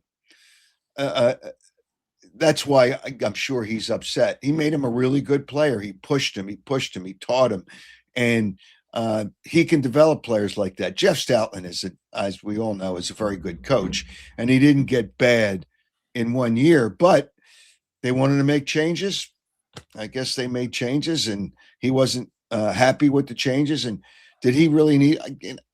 I kind of think if he takes a year off, I think he might coach again somewhere. Or maybe consult somewhere. Do you think this exposes Jalen Hurts even more? Well, yeah, because now you're changing something. He couldn't handle the offense last year. You think by changing the offense, he's going to be a better quarterback? No. I don't understand what they're doing, man. Do they want him out? Why would you not coach a kid to his skill? Wait a minute. Do you want Jalen Hurts out? Yeah. No. They'll make a decision. Then why are they not coaching him to his skill? Well, wait a minute. You can't say you'd want him out. You don't want to have a failed season. Can you imagine? Can you imagine if the Eagles, this fan base, will go ballistic? If the Eagles they play 7. If they win 9 games, they'll go ballistic because they won't finish in first place. And I'm going to make this prediction now. And I know you're going to put it out there and have people that bust my balls and all that kind of nonsense. So I don't think the Eagles are going to win the division this year. I think they'll be lucky. I think they'll be lucky to win 7 games. Well, no, it's 7 games. I mean, come on. What's the difference between 7 and 9 games? A fumble and a blocked field goal. Correct. Yeah, right. And a blocked field goal. If they only win 7 games, that means they won't make the playoffs. They don't make the playoffs. That's what Angelo just said. Yeah, if they don't make the playoffs, they're talking about building a new stadium, and that's really for more seat license money. But they won't have to worry about building it. They'll have to worry about erecting the one they already have as the fans tear it down. Yeah. All right. How about this one here? How does this affect Lane Johnson with Jeff Stoutland retiring or leaving or quitting or whatever? How does this affect? How does this affect Lane? He loved him too. I think Lane. What do you do? Lane wasn't prepared to retire. And, when players aren't prepared, they want to give it probably another shot. Lane's always talked about playing 2 or 3 more years. Now, I don't think there was any way he was going to play 3 years. And he's had some injuries the last couple of years. But I think he will think long and hard. But I don't think he's prepared to go out, because I think all along he thought he was going to play at least another year. So, but he's not going to be happy. But, players get over it. They got to play. And the players are the ones that make the plays or don't make the plays. But if the coaching, but it's easy to have a coaching criticism when you make, there's multiple changes, not just 2 changes on offense. It's got to be the offensive coordinator, the offensive line coach. There's probably going to be somebody else. Well, no, they got a passing game coordinator too. Josh Grizzard's now. Oh, yeah, right. That's right. Where did he come from? Tampa? I think He got fired from Tampa for that train wreck down there. Yeah. So, hey, Howard, you know how this all goes away? Your wife or your girlfriend remind you every Tuesday on direct deposit day.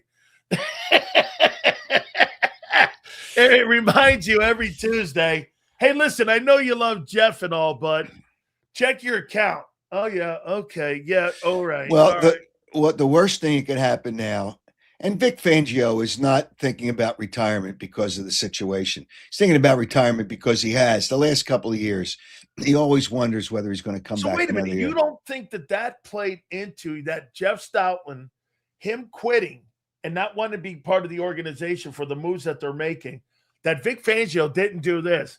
Stoutland's not in the building now on that other side. They're going to have all those frat boys over there on that side.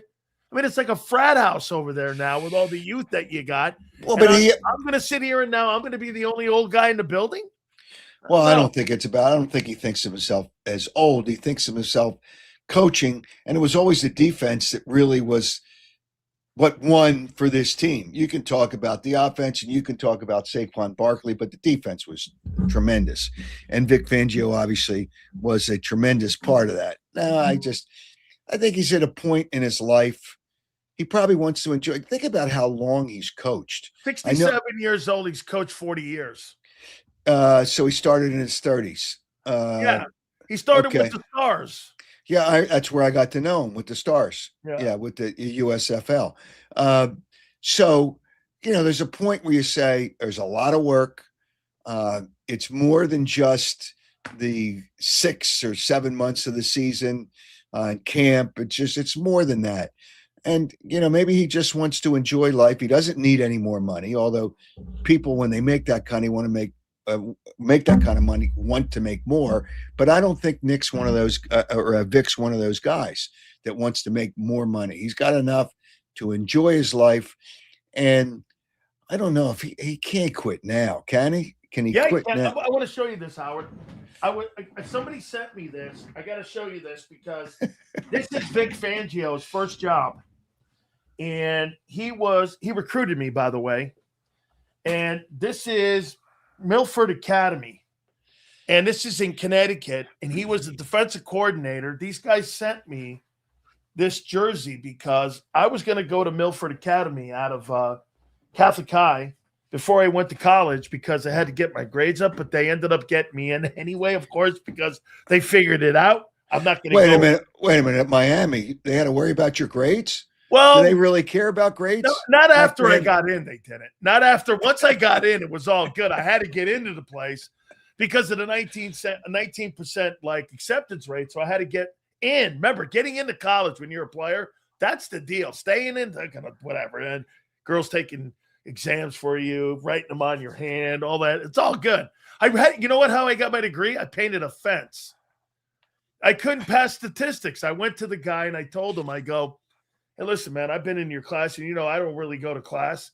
I did the blue book and all this and all that. I could not pass statistics. I can't believe you could paint a fence for a good grade. So wait, I had to, or I wouldn't play in the Fiesta Bowl or in the Orange Bowl. I had to do it twice, actually. So was that the Fiesta Bowl in what, 93? 93? 87. 87. Oh, 87. So he goes like this to me. The guy goes, come over to my house. I go, listen, I'm not doing anything stupid here. You're painting a fence. I'm like, what? Sure enough, I said, all right, I'll paint a fence for an hour or so. So I go over there. This guy had a horse ranch. And I'm doing this, Howard. I'm painting a ranch. And I had to paint both sides. Took me 2 days.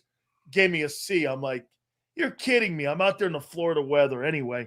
All right, well, here's a positive. Let Dan Sileo be positive for once here.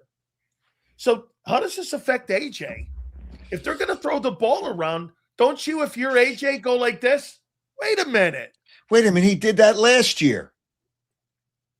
They didn't throw the ball around last year. No, but he complained last year. So there'll be some. Doesn't this move getting away from Stoutland mean that they may want to throw the ball more? Doesn't this look like this? They want to throw the ball more? Not with this quarterback. Why is that? Well, because he's afraid to turn the ball over, and they don't want him to turn the ball over. So, there's actually, it's a good thing. They win games by being on the plus side of turnovers. So less turnovers. So the less passes, the less turnovers. That's the way they've operated this offense with Jalen Hurts. Less passes, less turnovers. And I don't think they're going to open up the offense. They might do some different things, but with Saquon Barkley, they're going to open up the offense? I don't think so. Why'd you get rid of Jeff Stoutland then? There had to be some internal things, and I don't think it was him and Nick.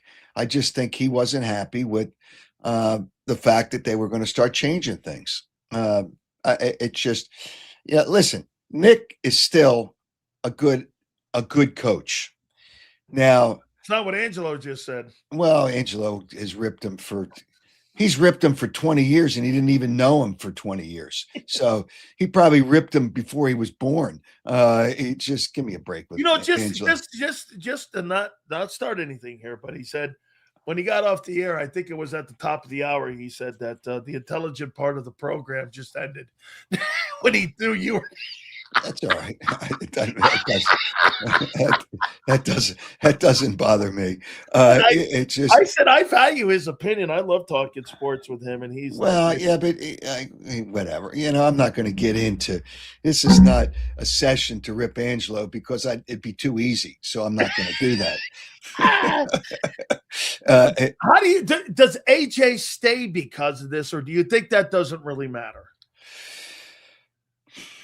You can tell him what he wants, but it's not like you have Joe Burrow at quarterback. It's not like you have Josh Allen at quarterback. It's not like you have Matthew Stafford at quarterback.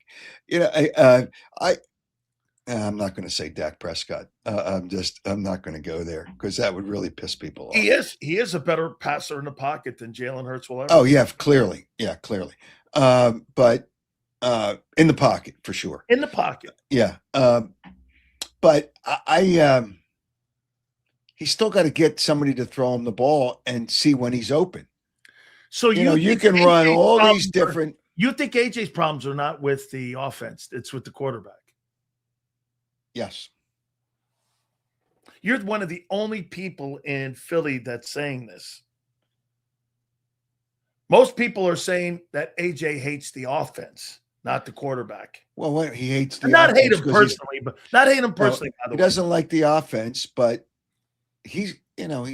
when he's wide open, I'm never, well, I don't forget a lot of things. Brian Dable said AJ Brown was wide open the whole time they were watching on film. Okay. He was the head coach of the Giants. I don't watch the tape, or it's not even tape anymore. 22. It's electronic. Yeah, right. Okay. No, I mean the coaches Okay. tape. Okay. So they see when a guy's open, and AJ will see when he's open. But I saw one play, I was standing there, and he was pissed, and I got reamed out for reporting what I saw, which was not a knock on AJ. It was a third down. He was wide open, and it was an incomplete pass. Well, actually, whatever it was, incomplete or a sack or whatever. And AJ was wide open. He came over to the sidelines and, threw his helmet down and sat down. He stayed by himself, so he didn't bother anybody. To his credit, which I made a point, to his credit, he didn't go up to the quarterback and say, "Hey, man, I was wide open," or didn't go up to anybody else and say, "What the hell is going on?" But there was a question about why he was upset. And I saw why he was upset, because I was standing there and I saw he was wide open. How many times, if I saw that one time, you think that was the only time? No. Okay. No. So, all right. So, do you believe that this year will be the end of Jalen Hurts 26? I do. That's a tough question. They got to get a quarterback to get, for this to be the last year, they've got to get a quarterback. So is that easy where they pick in the draft? Well, wait a minute. I'm watching something in Seattle right now where I watched a guy who was fired 5 times, who makes $30 million a year, $37 million, get to the Super Bowl with a quarterback who's okay, not elite. He's a really good player. So to me, Howard, I think what Sam Darnold has done, it makes me go like this. Howie Roseman gets all the roses for the way he builds the roster. You're telling me I could get to a Super Bowl with a guy like Jimmy Garoppolo and Sam Darnold, and I don't need an elite guy? I mean, Jalen Hurts is not elite. Jalen Hurts is a good player. He's like the rest of those guys. He's just got an elite roster. And last year when the roster wasn't elite, Howard, we saw it against the 49ers. They got beat by a JV team. Well, I don't know what quarterback's out there. And the comment I made is it's not Jalen Hurts last year with the Eagles if they haven't found a quarterback yet. So here would be the thing. They pick up a quarterback, and they'll pick up a quarterback. And they always do. And you hope you get lucky with somebody, because they'll probably trade Tanner McKee because he's going to want a bigger contract, and they're not prepared to do that. So they'll probably trade him. And you got to find another quarterback before you get rid of this quarterback. Now, they'll try to find another quarterback, and just because they always do, because you got to have somebody else just in case he's got 2 bad years in a row. So I can't say that this is his last year if they don't find a quarterback. Will he get much better? I mean, how many years do we have to wait for him to get much better? Would you take Baker Mayfield over him? Yes. Baker's going to be a free agent next year. Yeah, I don't know what he would get. Baker's a tough guy, and he's smart, and he's just, He's making 30 right now. Yeah, I don't know what he would get, but the question is, would I take Baker Mayfield? Yeah, because I think he can do more things with the offense. Is he as athletic? No. But can he do more things if you change the system? Yeah, he's a free agent after this year or after next year? After next year. Oh, okay. Well, then you got it. Well, they're going to go into this year anyway with him.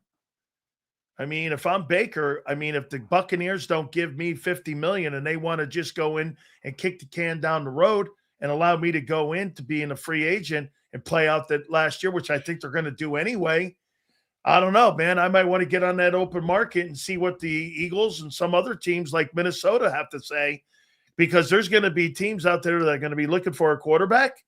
And if I'm Baker, I may want to go out there and test myself and see what the market says. Boy, Minnesota, that's another story. I mean, I don't know that they're done with McCarthy yet, but whatever the case may be. Oh, boy, that would be a tragic mistake if they don't think they're done with that guy. Well, sometimes it takes a time. You're right. It does. It does. But, man. Okay. You know what? You don't develop like Bo Nix developed. I think Jackson Dart next year with new coaches will develop. New York Giants NFC East champs next year. Would you put Kirk Cousins in that offense right now as a stopgap guy? Would I put who? Kirk Cousins in that Eagle offense right now as a stopgap until you found a guy. No. I mean, he's not. Hurts will never be anywhere near what Cousins is in the pocket, in his life. Yeah, but you're not going to win with Cousins. This team is under pressure because of this city and because of these fans. Milton Williams said there? What did he say? I forget what he said. Oh no, Milton Williams said the difference between Patriot fans is they don't want to get in trouble. I'm paraphrasing. And he said Eagle fans don't give a shit. Yeah, right. Which is the truth, actually. Which is the truth. So I'm telling you, you've got to have a successful season, and if it's not, all hell will break loose. And I don't know that the new offensive coordinator is going to get that done. And there's other elements of the team. Remember, it comes down to players. What's the owner thinking right now, in your opinion? You know the guy. What's he seeing? What's he thinking right now? Because he's the one that shuffles the deck, and he's the one that puts the cards on the table for everyone to play. What's he thinking? He's thinking the quarterback's got to get better. I don't think there's any question. I don't think there's any question he's thinking the quarterback's got to get better. That's why the changes have been made, is that this is why he has to get better. Well, the changes were made because Kevin Petula couldn't be back next year as the offensive coordinator. And the reason he couldn't is because the fans, they pay too much attention to some of these nitwits. Because, when you get a guy, when you get his kids being ripped in school, and that's disgusting. It is. And people egging his house, that's disgusting. So he couldn't, and he knew it. And it wasn't, I'm telling you, it wasn't his fault. But so they had to make a change. And nobody wanted, I'll say apparently, but from what I understand, nobody really, or many people did not want to come here. If Frank Reich doesn't want to come to be the coordinator for his buddy and help him out, that's got to speak volumes, doesn't it? To go to a team without a quarterback, got to speak volumes. I want to ask you this question that I asked Angelo. Who? I asked Angelo. Angelo who? I asked Angelo this question. I want to ask you. So Robert Kraft has been to 11 Super Bowls now with 3 different regimes. Okay, Parcells and Bledsoe and Brady and Belichick and now Vrabel and May. Did Bledsoe didn't? Yeah, he did. Bledsoe and Parcells went to the Super Bowl when. Then Brady came in on that game. No. Win that Super Bowl. Before. This was when Parcells was the head coach. Yeah. And Belichick was the assistant, and so they had Bledsoe and Parcells. And then Brady, no. What you're thinking is that Bledsoe won the AFC Championship game because Brady got hurt in the divisional round, and then they put Brady back in for the Super Bowl that year, I believe, against the Rams. Whatever it was like a minute and something left or it was late in the game, I think, right? Because he got hurt. He got hurt, right? And so, right. Okay. My question is, what makes Robert Kraft a better owner than Jeffrey Lurie? He's been to 11 Super Bowls. This is 11th. He's won 6. He's got 11 AFC championships. I think the Philadelphia Eagles have left a couple Super Bowls on the table with the way they manage the team sometimes, with stuff like this that's going on. Okay. So who were the quarterbacks for those Super Bowls? Bledsoe? Okay. You had Bledsoe and Parcells. That was the coach. You had Brady and Did Bledsoe and Parcells win the Super Bowl with the Patriots? They got beat. They got beat by the Packers. Okay. Oh, so they didn't win a Super Bowl. So but they got there. I'm talking about 3 teams. Okay. 3 different guys that got there. What makes him a better owner? Figure this out, Howard. Since 1994, I think Jeffrey bought the team in 95. Since 94, he's been to 37% of the Super Bowls, the Patriots. That's like every 2 years, every 3 years, the Patriots have been in that game. Why is that? Why is he a better owner than Jeffrey Lurie? I don't know that he's a better owner. I don't know that he's a better owner. I just know that they had a Hall of Fame coach in Bill Parcells. Yep. They had a Hall of Fame quarterback, whether he gets voted in on the first ballot or not. I think just to make a statement, Brady should not get in on the first ballot so we can hear all this whining. But then Andy Reid shouldn't either. Why not? Why would Andy Reid? Andy Reid doesn't have the resume Belichick does. He didn't cheat. Okay. Well, again. Okay, he didn't cheat. Okay, so wait a minute. Brady did in Deflategate. That had nothing to do with Bill. Well, Bill was the head coach. So so Brady's back there fishing around with his buddy. They're fixing the footballs. That's on Bill? Yeah, well, Belichick cheated with the whatever you call it. Spygate. The Spygate. So he cheated with that. So they both cheated. And they both knew each other were cheating. So they both knew each other were cheating. So you think it was justified they didn't go in? Yeah, they're going to get in. What's the big deal? You don't get in on the first ballot. Like, who cares? Really, who cares? And owners don't get in there that quickly anyway. I personally don't think owners should be in. Probably not. The owners that are in are probably George Halas, right? But he was a coach too. If I can't remember back. Okay. So, and Jerry Jones, because he buys his way in. But what other owners are in there? Wellington Mara's in. Oh yeah, well, it's just, you got to go way back. Well, Bert Bell's in. Bert Bell. Well, but Bert Bell kind of was the beginning of the NFL. Come on, it was in for. I'm just giving you good. I'm just giving you owners, guys that have gone in. But but Kraft not getting in on the first ballot is not a big deal. And Belichick not getting in on the first ballot, I don't think is a big deal, because you got to penalize him a little bit for cheating. You got to penalize, and that's not a penalty. Without Tom Brady, he's got a losing record. And I don't want to hear about assistant coaches, and he won 2 other Super Bowls. Lombardi wasn't a first ballot.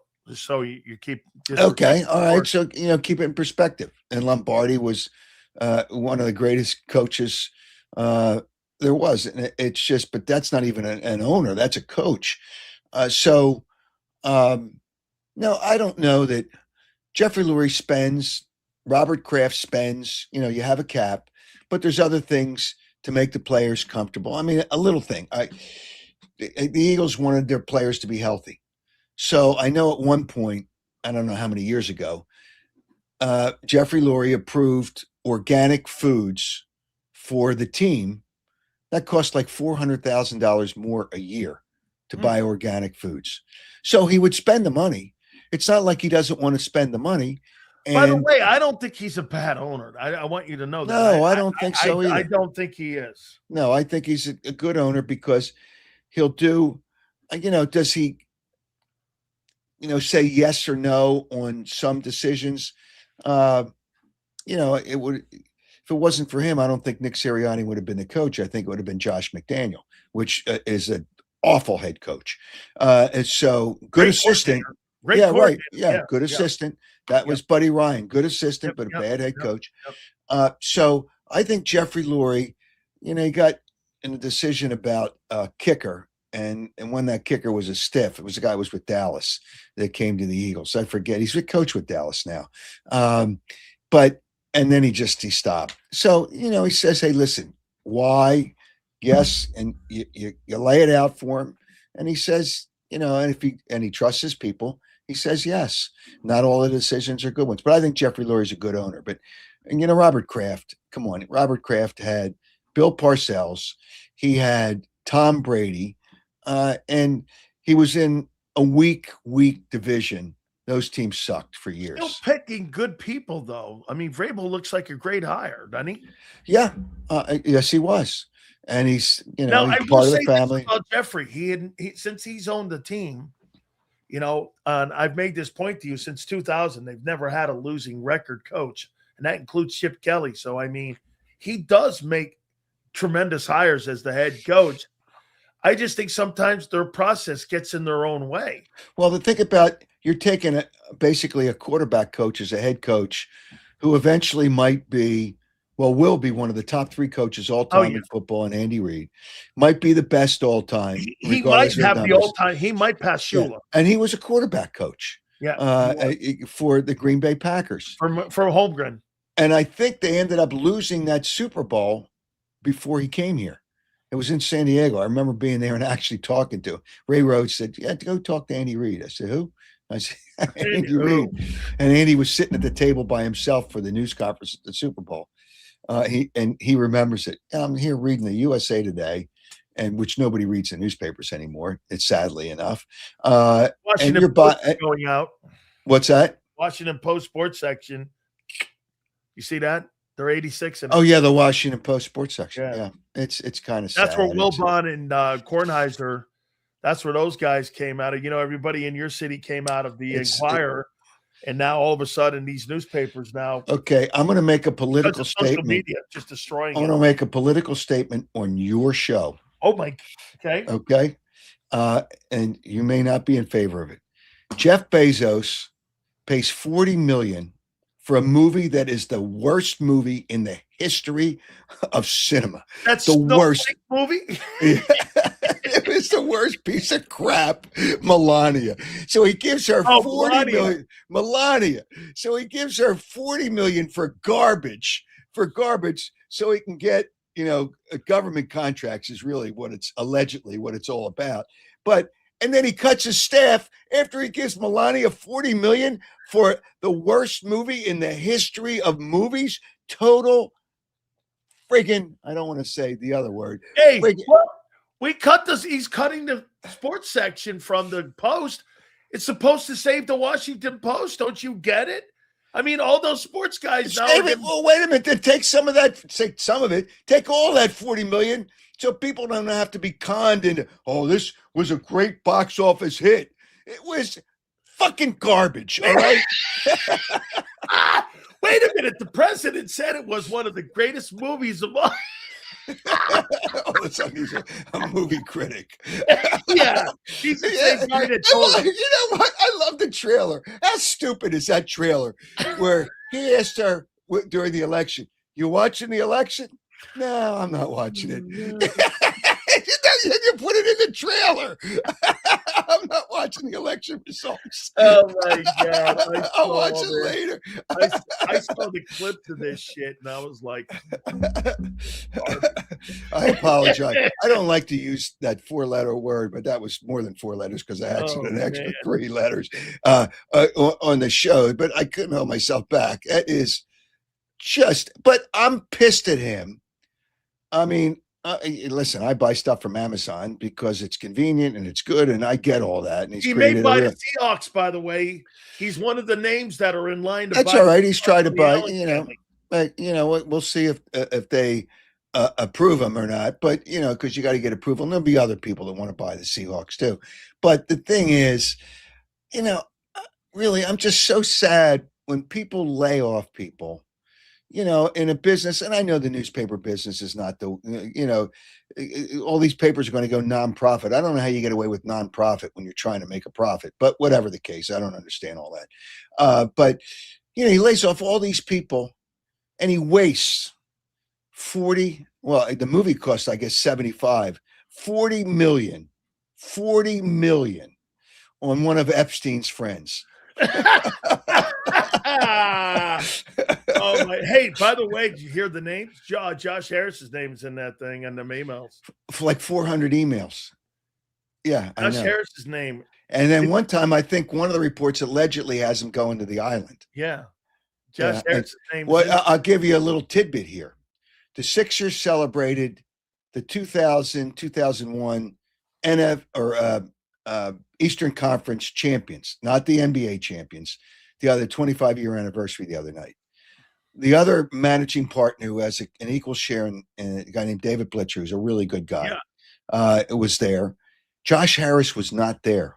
It was right after the report came out about the Epstein files. Do you think there was a reason that he wasn't there? Nah, probably not. Yeah. Did you like Pat Croce? What's that? Did you like Pat Croce? Did you like him? Yeah, I used to work out with those guys when he used to work out the players. He's down in the Keys now. Yeah, I know. He's got a bunch of places, but he's living in the Keys. Yeah. Yeah, I used to work out with the players when his place was maybe 15 minutes from my house. So I used to go out and work out with the players in the morning. So, and he used to kick their ass. All right, finally here. So hold on, everyone. Everything I said was allegedly, by the way. Very nicely done, as brilliant you are. So on this day, February 5th, you are saying the Philadelphia Eagles will have a down year. The quarterback's a stiff. I didn't say he was a stiff. That's your words. Oh, sorry. I don't think he can't win it by himself. And sometimes quarterbacks have to win it by him. How many teams get to and win a Super Bowl without a good quarterback, especially win Brad Johnson won one. He was a good quarterback. Jeff Hostetler, but yeah, their defense was so amazing. Yes, but I don't believe you have to have an elite quarterback to win a Super Bowl. I do. We just in most cases. Okay, what Nick Foles was an elite. He was for that game. Okay, but that's not an elite guy. But he was for that game. Do you think Jalen Hurts could ever have a game like that? No. Okay. Well, yeah. I thought his first Super Bowl. I thought the second one was a gift from heaven. I thought the first one he was really good in. I did. He wasn't Nick Foles-ish. He had 70 yards and 350 yards passing. I mean, that's getting it. That's 400 yards in offense. I don't know what you wanted. The Eagles, Nick Foles, I think, had 500 yards in offense. Nick Foles showed up as a substitute teacher and had a really good day teaching. Yes, he did. Yes, he did. Okay. Now, he had a pass where he... All right, let's put it this way. In 90% of the Super Bowls, don't you need an elite quarterback? Yeah. Okay. Well... Yes. The answer is yes. Come on. Depends on what you think elite is. Okay, do you think Sam Darnold's elite? Right now, he's playing as an elite quarterback. Do I think he's elite? He's got to do it a few more years, but he's really playing well. Howard, how about this? If he wins this game, he's 32-8 over. He would have won 32 of 40 ball games. An NFC title, a Super Bowl, would have thrown for over 8,600 yards in 2 years and over 65 touchdowns in 2 years. I don't know, man. I mean, to me, that's more of an indictment on the organizations failing him than it really is. I think so. You have to be. And sometimes a quarterback, a light goes off. And sometimes, but the quarterback's got to have him in it. It's very few USC quarterbacks that have been great quarterbacks in the NFL. He's the only guy ever to start in a Super Bowl. Yeah, Carson Palmer was, but not for a lot of years. Yeah, USC quarterbacks. Sanchez was good, but not good enough. No. They know USC quarterbacks. I mean, as you know, and for me growing up, the true stars on those programs were the O-line, the running backs, and the defensive players like Sileo. But they weren't really the quarterbacks. I mean, Matt Leinart stunk. Yes, he did. They never really had anybody. So what do you got coming up on the shows, man? You've had some spectacular guests. By the way, great job on that, John. Hey, what did you take away from that John Harbaugh interview? What was your biggest takeaway with him? He was relaxed. By the way, folks, he had John Harbaugh on, so make sure you guys check that out. What did you take away from that? He made a point that to win the division, you gotta coach your team and do things to beat the Eagles. He threw the Commanders in there at the end, but to beat the Eagles, he's not going to worry about the New York media because he's been coaching enough. Not going to worry about the fans. And as he said, the guy sending him a notice on or a comment on social media, a guy from his basement sending a note on social media. That's what he said. I'm not going to pay attention to a guy sending messages out from his basement. So he was good. I mean, he was that's why I try to treat those things as conversations and not interviews. But I heard you used to get aggravated when some guy named Stan from King of Prussia would call your ass. There was no stamp. I didn't get aggravated. I called him a dope or I hung up on him. It's just, fans aren't the coach. No. But Harbaugh was very comfortable, very conversational. I can't believe how many. It's like 30 news organizations picked up quotes from that because John was just. I watched it. He was really good, and that's who John is, and I've known him for well over 25 years. So no, he was great, and and I had John Calipari on last night. He was great too. He's got an issue with all the wrong things with the portal and transfers and NIL. He doesn't have a problem with players making money, and he coached Tyrese Maxey at Kentucky. So we talked about that a little bit. I have one last thing I have to ask you. Yesterday, actually, he coached a lot of players, but Tyrese Maxey plays for the Sixers. So yeah, when he was at UMass, he was spectacular up there. Yes, he was. He coached Marcus Camby up there, and that thing was really great. Yesterday was the 8th anniversary of the Eagles winning their first Super Bowl. Yep. Just curious, for you that born and raised, lived there, talked sports your whole life, what did that day mean to you? What did you think when all of a sudden, the thoughts were it was never going to happen, and it happened? And it happened against, and that style of happening against Brady and Belichick. What did you think? What were your take? What did you take away from that night 8 years ago? I'll give you some personal insight. I didn't have time during the game to get caught up in the emotion of it because there were so many things going on, and I really do pay attention to what's going on. A sideline reporter should not just be a figurehead, should bring information to the broadcast and not just the injuries, which they give you anyway. So there's other insights to it. So, and I always try to do that. But during that game, I was so caught up in in everything that went on. And then after the strip sack by Brandon Graham. Yeah, by Brandon Graham. I said, they're going to win the Super Bowl. And I got caught up emotionally. I really did. It's my job to do my job and not let emotion play into it, which a lot of sports people do nowadays. And not the emotion. They just kiss ass. Yeah, but how do you not get choked up? A guy like you it's just been your life. I was with about I'm saying about a minute left. They're going to win the Super Bowl. They're going to win the Super Bowl. And, I saw when I was a little kid, I saw the championship, the 60 Eagles team. Still have my ticket. I don't know how I kept the ticket. 60 they beat Vince Lombardi, his only playoff loss in his career. The 60 championship Eagles with great players. But that was so much because it was such an intense action, and even Doug Peterson, and I put those, and I had him on a few weeks ago. We talked about, everybody remembers the Philly special. Oh, the Philly special. That was before the half, in the first half. Yeah. I said, Doug, eliminate and it was a great trick play. But eliminate that. What was the biggest play? And I'll never forget this play. 4th and 1, there was a pass to Zach Ertz, and they got 2 yards on the play. That was a drive that gave them the lead. And if they didn't, and Doug pointed this out, Doug Peterson, if they didn't get the first down, it was a short field for New England. They already had gotten the lead, and that was big. And then on that drive, Zach Ertz scored the touchdown.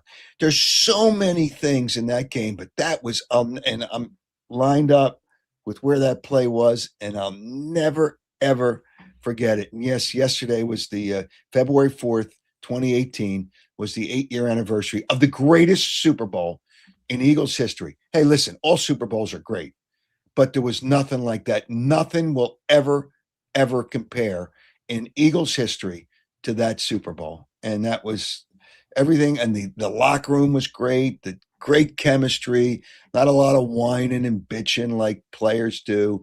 They all kind of hung together and played together. And it was the best chemistry I've ever seen in a locker room in all the years I've covered in the Eagles locker room in all the years I've covered the Eagles.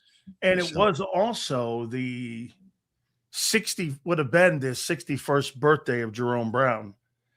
on February 4th. Jerome was born on February 4th, so I thought it was. Oh, I didn't know that. Yeah, it was kind of appropriate that I How mean, about that? things were meant to be, that he was meant to be an Eagle, and Norman Brayman knew him years ago when he used to come over from the Cadillac dealership. We all knew he would become an Eagle, and on the day you guys had the greatest moment, one of the greatest Eagles of all time was born on that day. And he loved being an Eagle. I know that because I mean, he's one of my best friends. Yeah, and I got along with him great too. He was a great guy because I knew him when he had a personality like Charles Barkley. Yep. And I knew him when he was at the University of Miami, which was nice. And then when he came to Philadelphia, I knew this guy from before. So yeah, I didn't realize it was his birthday, but that Super Bowl, I will never, ever, ever forget. That Super Bowl trophy behind me is from that Super Bowl. And they all look the same, but that's from that Super Bowl. That's phenomenal. Howard, it is always great. Thank you so much again. I mean, I don't know, man. One day I got to get you and Cataldi on at the same time. That would be a hoot. Is to watch you two guys. You know what? I'm going to tell you. I challenged him. You got to get us in the same room. Okay. I challenged him, and we would have sold out. I had the promoter that did boxing. It was the Johan Promotions, and I wanted to box him at the Spectrum, a boxing match. And I know we would have sold it out. It's a Spectrum. It was before the building they have now. And I challenged him, and he became the word begins with a P. Oh my God, Howard, I love you very much. Shalom, my friend. I appreciate you more than you know. Thank you very much. Make sure you guys check out my good friends. By the way, last night was my Wednesday night. Yeah, Wednesday nights at 7:30 and Saturday mornings at 8 Eastern time. Last night was my 1-year anniversary of doing the podcast. How do you like it? I have fun doing them. It's work getting all the things, the moving parts and the guests, and it's not the easiest thing in the world, but I enjoy it because it reminds me of old school radio. It reminds me where the guardrails aren't up as like well, the thing is, it's a conversation on radio. When they have a guest on, it's like 10, 11 minutes. Yeah. You have a list of questions. Boom, boom, boom, boom, boom. You don't follow up on everything. Yeah. You don't always have a lot of fun with guys, but I always try to have fun with guys. So it's Saturday too, right? You're gonna do Saturday at 8 a.m. Yep. All right. Howard, thank you so much, my friend. That was a great interview. By the way, make sure you check out that John Harbaugh interview. Like he said, it's gone viral. Some of the sound clips that came out of that thing. It's just blown up like a crazy man. Howard, thank you, my friend. All right. You have a great day. And even Angelo, have a bad day tomorrow. Hey, I'll see you, man. I appreciate both these guys, man. Absolutely. Make sure you check that out. All right. I believe we're going to get Big Z on here. Let me pay some bills here first. Our great friends at Morgan & Morgan, the #1 injury law firm in all of America for a reason. With over $30 billion recovered, Morgan & Morgan wins. They are the #1 injury law firm. And by the way, they are family-run, family-owned. Ultima and John Morgan started this company 25 plus years ago for a reason. John Morgan's brother was hurt on the job, and it became a mission for them to make sure that they defend families like yours. Go to forthepeople.com/big sills or pound law 529. That's forthepeople.com/big sills or pound law 529. I believe we're going to talk to Zander when we come back out of the timeout. Keep it here and keep it right here. We'll see you. There's a reason Detective Johnson is the gossip king. Oh, did you hear? Jackie and Tom are getting a divorce? Mm-hmm. Sad. Well, I heard that Ashley had work done on her face? Yeah, oof. Just like there's a reason Morgan & Morgan is America's largest injury law firm. Injured? With over $25 billion recovered for our clients, there's a reason to go big. Bathroom? Okay. Morgan & Morgan, America's largest injury law firm. Oh, okay. Ignite your nights with free live entertainment daily, only at Live Casino and Hotel Philadelphia's Center Bar. 7 days a week, enjoy some of the region's top party bands, performers, and DJs as they take the stage in the heart of the casino action. Great cocktails, live music, and lively moments. It's all happening at Center Bar at Live Casino and Hotel Philadelphia. Visit livecasinophilly.com for more details and the complete list of upcoming events. Must be 21 or older. Gambling problem? Call 1-800-GAMBLER. This is Eric. When he got injured in a car accident, he called Morgan & Morgan. He not only gets a lawyer, he gets trial lawyers like Sam and Jessica, who are in it to win it. He gets his own investigators with briefcases, leather ones. And if you ever have questions, our customer service folks keep things rolling. Injured? We're your army. Morgan & Morgan, America's largest injury law firm. Welcome to the Jet Setters and the High Rollers, to the Shot Takers and the Tastemakers. Welcome to the Viewfinders, the Thrill Seekers, and the Night Owls. Welcome to everything you could possibly want on one 5-mile island. Welcome to the Wildwoods. Book your stay today. In our hometown, we all look out for each other. We go the extra mile to lend a helping hand. We step up to keep our communities going strong.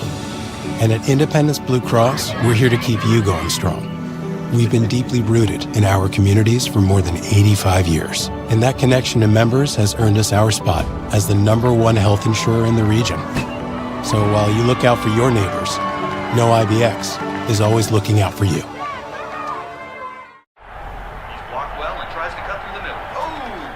Your gut says Miami is going to win, and you should take the over. Your gut also said your NFT selfies would only go up in value. They didn't. But your head is on Sports Grid and knows the QB is in concussion protocol. The backup has a 45 QBR against the zone coverage. The New York D has the most sacks in the league. So yeah, trust your head. It's smarter to be on Sports Grid. EAGLES. Eagles.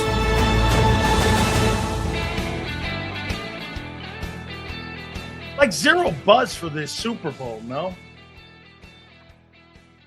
Look, there's going to be about 130 million people watch this bad puppy on Sunday, but I don't know, man. Maybe it's because it's in the Pacific Northwest. You got Seattle, right? And then you got the Patriots that are kind of new.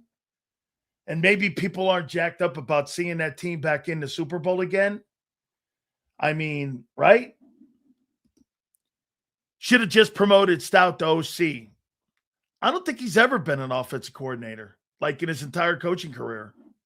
I don't think he has. All right. Guys had a great conversation today on Birds 365. By the way, let me see here real quick before we get Big Z in here.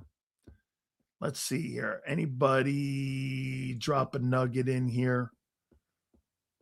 I think somebody may have. Yeah, here. There we go. Much respect for Howard. And we know Jalen didn't play good, but to say Patullo wasn't the problem. Come on. These guys had no feel for the game. True. I agree. Absolutely. All right. Nick, we're going to get to you here in a minute because I want to get to Zander and I want to get to Big Z's thoughts here. So let's do that next. Without further ado, we bring our boy in. Big Z, Zander Krause joins us now. Boy, it's been a wild one for 24 hours, has it not? It has. Right when your show ended yesterday, eruption unfolded in Eagle Land. By the way, great job on the breaking news, too. That thing blew up like a dog. Yeah, it was good. Good show, by the way. I was in the car most of the afternoon, but I did catch your interview with Angelo, and I caught most of your interview with Howard. You know, it's funny that I feel as though what's happened in the last 24 hours has almost triggered something in me.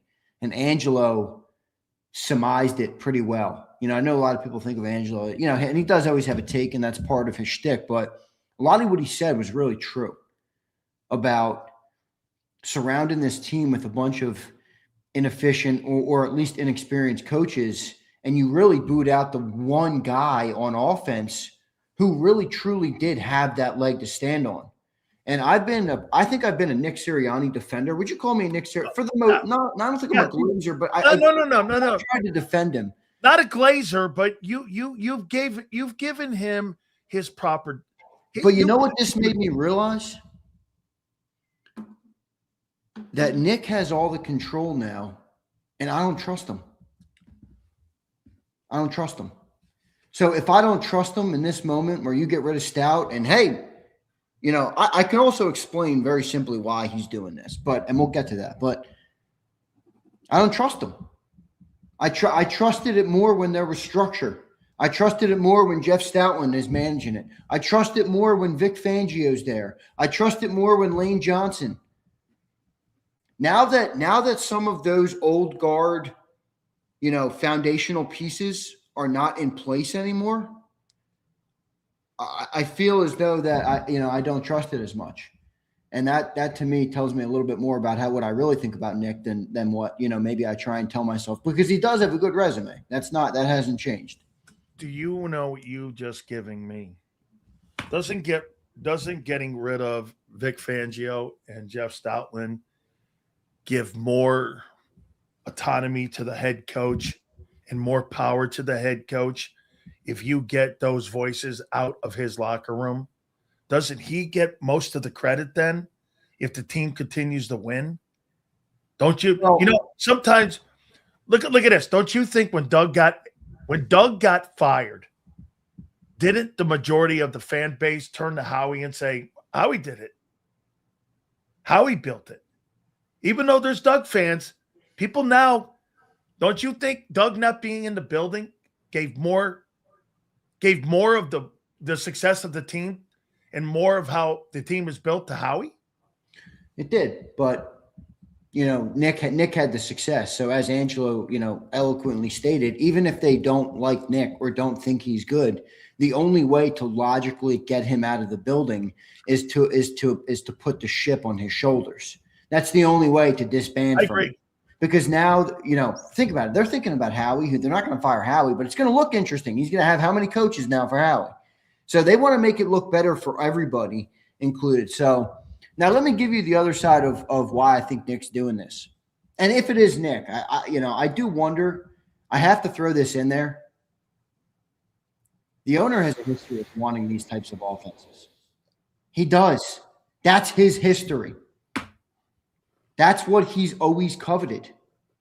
So I can't just completely rule out that. So his desire overrules the reality of. I don't know if it has or not. At the end of the day, I think Angelo is right. I think this is more on Nick. I'm just throwing it in there. It should be in the back of everybody's mind that the owner, that's what he wants. For the record, Zander, I think this hot firing or pushed out the door of Jeff Stoutland's bullshit. Oh, it's complete. It's insanity.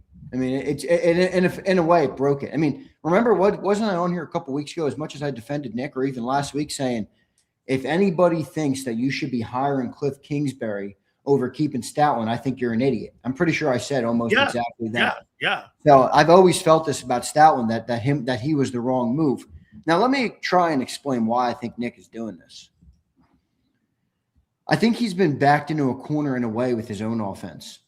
And as simple as it was and as successful as it was, things were condensing on that offense. And the league is caught up to it potentially. They weren't prolific enough passing the football to be able to make up for any deficiencies that they developed in the run game. Defenses, you know, eventually figured it out where they didn't have to focus too much on the pass game. To take away the shot plays, they can stack the box for the most part and stop the run and take it away. So his offense was condensing in, and that's like one tree branch. And most of the NFL lives over here on this big oak tree, right? We're like this little small prune flower that Nick Sirianni planted. You know, you got the McVay, Shanahan tree. Every offensive coach is linked to this tree. Every offensive coach wants to play this way. And now Nick Sirianni is thinking, I'm going to go out either way. Yeah. And the upside of the offense I'm currently running is no longer what it once was. I might as well give us a shot to experience the upsides or give us the landing pad for what the West Coast spread offense would give us, as opposed to dying in my offense. Because look, if they stayed the same and it failed, he's fired. If it changes and he's failed and it fails, he's fired. So wouldn't you, if you're going to be fired either way without reaching great expectations, wouldn't you rather give yourself and the team, and I think Nick is somewhat selfish. But you move yourself closer to the sun with this. Right. Okay? You move yourself. Do you get what I'm saying? Do you get why I think he's... No. Yo, yeah. What he's now done is what every coordinator that gets hired here has done. It's boom or bust. It really is. Okay? Really he's is. now closer. Before he wasn't closer to the sun. So I'll ask you, are they changing this offense for Nick or Jalen? I think Nick is changing it from pressure. But the pressure is coming from people who think Nick is wrong. Wait. From people who think Nick is wrong that Jalen can run an offense like this. And I think Nick's belief is that with Jalen, my best way to win is not this offense. And that he's been proven largely right with how much they've won the last couple of years. I think the pressure comes from the owner. I think the pressure comes from the fan base. I think the pressure comes from the fact that the reality is, forget my opinion, your opinion, anybody listening's opinion. I'm talking to you listening right now, not Sills, you listening. It doesn't really matter. The truth is that Jeffrey Lurie will fire him. That our opinions don't matter. He'll fire him. So if Nick knows that, I think he looks at it as maybe trying to, all right, let's see. And maybe I'm wrong. And if he's wrong, by the way, guess what? He looks like a genius now, because he flipped the offense to Mannion, got rid of all these other guys, brought in all the new guard, and if it works, Nick's a genius. If it doesn't work, he's fired either way. If it works, Nick will go down as one of the top coaches in my eyes in pro football. If it doesn't, it'll be exactly what I thought of him. The impact now of Jeff Stoutland not being there, what does that have on Lane Johnson? Huge, dude. I mean, I'm thinking of. I don't want to. Wait, Jordan Malott is barking right now. Yeah, he was. I read what he said. Yeah, like a wolf right now at Media Row. Yeah, he basically said he was crying. He called Jeff. He couldn't get a word out or couldn't piece together a sentence. But I mean, look, the offensive line's going to care. I can't sit here and act like that's the death knell. It's not. I mean, look, the offensive line can care about the coaches. They're all businessmen. They're all professionals. They all understand at the end of the day. Direct deposits matter. Exactly right. So, I don't think that's going to be the end all. And that's what I come back to with Lane. Like, Lane loves Jeff, yes, but Lane has a legacy and a career and his own personal desires. And a lot of them might have nothing to do with Jeff Stoutland. And just Jeff Stoutland hanging him up, I don't think will be enough reason for Lane to submit to them, unless Lane really does want to. I don't think it would be because of Jeff, but I do think it's a factor in his decision. Yeah. Okay, let's add this one now. And to me, Zander, I'm going to go on the positive end, believe it or not. So if I'm A.J. Brown, don't I do this? Shit. Well, they're changing. Does that mean more volume passing? Because either I hate the quarterback style, and I don't believe he hates Jalen. I think it's style of play and all that shit that he hates. But doesn't this make AJ do this? Hey, man, they want to try to get the ball in the air now. Shouldn't I want to be part of that? Do you think that's kind of an olive branch to go, I told you, dude, we want the offense to go through you now, not Barkley? Well, where I think you're right is that I think AJ's looking. Where I think you overstated it is that I'm not sure whether AJ thinks it's Jalen or not. I mean, I don't think he thinks it's Jalen. I think you're right in a vacuum. So you think it's a Nick issue? Well, I think in a vacuum, yes, AJ thinks that the philosophy of the team is wrong, fundamentally wrong. But he's trying to change it now. He is. Let me get it out. I am not going to turn a blind eye, though, to the degradation of the relationship between Jalen and AJ. I don't need to be a counselor. I don't need to be a psychologist. I'm not trying to – I don't care if they're buddies or not. I'm just trying to read the tea leaves of what's going on with the Eagles organization. And I don't think Jalen and AJ are obviously on the terms that they once were. Who cares? All right, you're grown men. I'm not worried about it. I don't care. I'm just saying, Are we sure that he doesn't think it's Jalen at all? I don't know. I don't think we can make that statement definitively. Okay, so help me understand this. You got a 33-year-old OC. You've got Kevin Petullo. How does Kevin Petullo still have a job at Jeff Stoutland? Oh, dude, if he's still on this in this organization when we get to training, or there's a picture on my timeline next year of Kevin Petullo. I guarantee you he is. Oh gosh, dude, if you're gonna put wait a second. Like Angelo said, it's like a frat house. Dude, Nick Sirianni, I'm sorry, but this is an awful look on him. Dude, you know me. We talked about this a little bit ago when we were talking about the Italian mob, and I'm like, I hate rats. It's a fundamental thing in me. I don't like people who turn on people. All right? You can't do it. Snitches take stitches, bitch. Dude, Nick's turned on everybody. And boy, I know we've brought up Brian Johnson, perhaps too much, but doesn't it bring that back into the bullseye again? I said he doesn't stand up for his coaches. He doesn't at all, dude. And part of you can say, yeah, it's all right. It is what it is. You know, he's the one with the $15 million job. He's going to keep his job before he puts someone else first. You know, to a degree, we're all selfish, aren't we all? I mean, in a way, yeah, we are all to a certain degree. But I don't know. I just like you blew everybody. Now you blew out Stoutland. You blew out Brian Johnson. That guy doesn't have an OC job. You blew out your boy Petullo, who, again, I don't think Petullo was good, but really, are we going to sit here and say that the entire offensive problem for Petullo? Guys, our offense hasn't been that good for a couple of years. I mean, the running game took a step back, and the passing game took a small step forward. So I don't think Petullo was good, but I don't think Petullo was the number one, the only issue on the Eagles' offense. Do you think it went down like this? And by the way, I have to wonder how much of this played a factor in Vic Fangio's waffling back and forth. And follow me when I say this. Maybe. So if you're Vic and you're watching Jeff Stoutland go back and forth, and the only coach that Vic probably respects over there on that side with the length of career that he's had and what he's done in this league, bro, if you could do that to Jeff Stoutland, you could fucking do that to anybody. Means you don't really have respect for any coach. They did it to Doug. They did it to Andy. They've done it to everyone. Yeah, the only difference is Doug had a backbone and said, I'm not firing my guys. Put it on me. Did Jeff. Jeff went like this. I'm not listening to the 30-year-old snot. Yeah, but there's also a fundamental accountability thing. Nick will point the finger when it's convenient. Doug said, they're not the problem. Yeah. If you think there's a problem, I'm the problem. Fire me. Don't fire the offensive coordinator and keep me. If you have a problem, fire me. Nick used to say at the podium every other week, this is my offense. Mm-hmm. I don't care who calls it. It's my offense. Well, the offense falls flat. And, all right, see you, Petullo. Let's bring in a new scheme. Yeah. I got it, buddy. I don't know. It just comes across as snaky to me. Yeah. Sleazy. Yeah. Sleazy as hell. Yeah. Okay. How do you think this affects Jalen Hurts in 26? I think it's boom or bust, to be honest.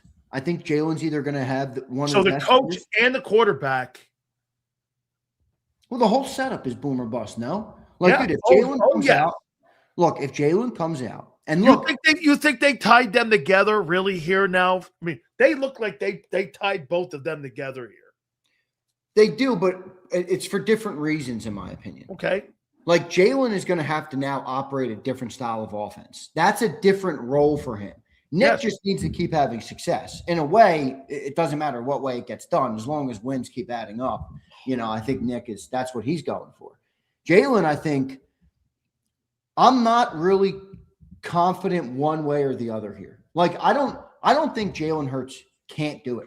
I really don't. I know a lot of people don't like Jalen. I don't believe he can. I don't think he can't do it. I don't think he can do it to the level of some people. But I also believe inherently that there's more that Jalen Hurts has in the tank, that Jalen Hurts can give you more as a player. And if you get him in the right coach with the right scheme and the right system and somebody who understands him as a player, you can get more out of that guy. That's my fundamental belief. But I also recognize that he's never been a high-volume passer at any level of his career. Whenever he's been put in that environment, they've either had major turnovers or they scaled it back like they did with Kellen Moore. Remember, everybody remembers, Kellen Moore was brought in for a similar reason. Not the McVay tree, but he was the pro-style passing offense. It's what everybody wanted. 4 weeks, and then they reverted back to Nick's system. So, I can't just get rid of that context. So that's why I'm like dead in the middle. Like Jalen could literally not succeed in the offense, and John and you will be like, I could have told you that, and I'll understand why you said that. But I could also see him coming out. I could also see Sean Mannion recognizing he can't just throw it 35 times a game, but you can create different avenues where he throws 25 to 30 times, but you have a little bit more of a different looking scheme. You can give him easy layups. You can allow him to get in a rhythm as a player. That's one of the things that's always bothered me about the way they coach Jalen. They don't let him get in a rhythm. Like I see other quarterbacks, they give him easy throws early and often. Give him a couple checkdowns. Give him a couple easy throws. Get him feeling it. I always felt like the Eagles never did that. First throw was like 13-yard out route. I'm like, come on, man. Give him a freaking layup. So if you get a coach that can mesh some of that, I think Jalen can be better. I do. All right. Now, you believe in human nature, right? You believe that there's a human nature element to people in life, right? Yeah. And survival, right? Hey, by the way, you and me, our families are important. We're going to look at our families more, right? I believe in that myself, okay? Right. So if you're Nick Sirianni and you see Jalen Hurts failing in this offense, I'm going to pull the plug on that guy, and I'm going to pull that guy, and I'm going to do whatever it takes to win because I care about my job, not his fucking job. Yeah, You just got through saying to me, this guy doesn't defend anybody. It's not how it works in Philly. I agree with you. It's not how it works. Bro, you would think every move he made. So you think there's a reason that every scapegoat. You think Nick's going to die in the vine with him? Because every scapegoat Nick's ever had has been what? An assistant coach. An assistant coach. Not a player. Well, that's going to come from upstairs because they did it to Wentz. And what happened to Doug when he sat Wentz? That's right. That was not an organizational sit down. A lot of people think the organization said to Doug to sit Wentz. No. Doug Peterson made the decision to bench Carson Wentz. Jeffrey Lurie will decide to bench Wentz. No, it wasn't Jeffrey Lurie. And that's why he'll decide to bench Hurts. That was part of the reason. So Nick Sirianni, in my opinion, is not any way. But Nick knows how to play the political game better than anybody. He's going to go to so the that means keeping Jalen in the game. I'm telling you right now, he's not going to bench Jalen because the owner's going to choose. So he'll go down with the ship. He's going down with the ship, or the ship is going to fly. Okay, it's one or the other, dude. Boy, man, if there's no way. I'm going to make a. I am not. My bold prediction is I'm not going down with that guy. My bold prediction is this. We don't know what the ending is going to be. No. What will not happen is Nick Sirianni will create an off-ramp for himself where he survives and Jalen and the rest of the offense go down. That will never happen. I'm telling you right now, it'll never happen. So the exiting of Stoutland has now created, they're both tied together in this. Who's tied together? Hurts and Sirianni. Well, I think in a way, but I think Jalen. Or either you're going down with him or you're not. Or you're flying with him. Or you could fail this year. They could fail this year, and Jalen would make it. Would last. Huh? Yeah. Wow. Dude, think about it. If we find out Hurts can't run this offense, you got to think about it, man. You got to move off him, dude. I know, but you've laid it out on this whole show. You got to see it. I'm telling you, you have the same opinion as me. We're not disagreeing. The only thing I'm telling you right now is they're not going to give them the same leash. I 100% promise you. Not the same leash. I guarantee it. They'll blow Nick out. They will blow because, like you just said, this is the Nick creation. This is it. Nick and his guys and the offense and you got Stoutland out. This is Nick, bro. How do you feel about the 2026 season right now today? I guess it's calling eagle glasses. There's a small slither of me that thinks that this thing could work, where the offense could come in and maybe the change is necessary, maybe it's needed, and maybe Sean Mannion is a little smarter than we're giving him credit for. Maybe he understands how to get more out of Jalen while also not putting Jalen in a sinking environment. Maybe. That's about 10% of me. But right now it doesn't feel good. You let the best offensive coach in the locker room leave, and you kept all the stiffs. You think his phone's ringing off the hook right now? Oh yeah. Hey, Jeff Stoutland. Hey, you know what I would hate to see is Jeff Stoutland go to New York with the Giants. Wait, look, I got to address the guy. I knew these were coming, and it's always from Senor. Senor, I love you, buddy, but man, you should make some dumb comments. Now all of a sudden, Xander's going to blame Nick. So, Senor, I want to teach you something in life. All right. In life, there's called information. It's a steady supply of new information that happens in life. If you're stagnant in opinions, you're going to get left behind, or you're not going to have updated information. Something really big happened after I got off the show yesterday. Yeah. Really big of new information. Yep. That new information has allowed me or given me the opportunity to open up my scope of what goes into my opinions. And this has changed that because Jeff Stoutland is no small change. No. That's a meteoric change. That's a huge change. Yeah, that's not just shits and giggles here, bro. That's just not. All right, Z, let me say goodbye here, man. It's been a really it's been a remarkable 24 hours to say the least. Yeah, it has. I mean, it's dude, honestly though. Give me your final thought here on this. Yeah, it's a little upsetting, man. It's a little upsetting. I mean, I agree. Real quick, my final thought is this. And sorry to hold you over time. You're not. My final thought is this. It's upsetting because this is a team that has 2 Super Bowls in its history, in its franchise history. And you can literally dumb down those Super Bowls to the bone. And you know what the bone would be? The bone would be the offensive line. And both of them were coached by this man. Both of them. Yep. And one bad year or 1 year of it wasn't even that bad of a year. One middle year of running. Barkley was 9th. And Nick Sirianni, who I've defended, boy, you better be fucking right about Sean Mannion. I'll tell you that much. You better be right because you just fired or pushed Jeff Stoutland out the door for a dude that we don't know a lick about him. Hey, did you see that? Did you see that post of his? Did you see that post of his? Tell you what, man, he didn't mention anybody but the Eagle fans. Jeff Stoutland. Yeah, he didn't say. There was some word salad, of course, by the Eagles. So true, dude. I didn't even think about that. He didn't mention Lori. He didn't mention anybody but the Eagle fans and said thank you to them and said Stout out. Yeah, bro. Bob Lang ran the PR campaign, made the social team make it graphic. Oh yeah. They're just feeding it right now. All right, Big C, you're gonna have another big show tomorrow. I guarantee you on a football. What a shame, Friday. dude. What a shame. No doubt, bro. Appreciate you, man. All right, man. I'll see you in a second here, folks. Thank you very much. No question about it, man. I can't wait. Football Friday. It's Super Bowl Friday, actually. Getting you ready for the game on Sunday. We'll talk extensively about that. I'm sure there's going to be more coming out of this. We will see you 2 to 6. Thank you again, and we'll catch you on the flip side.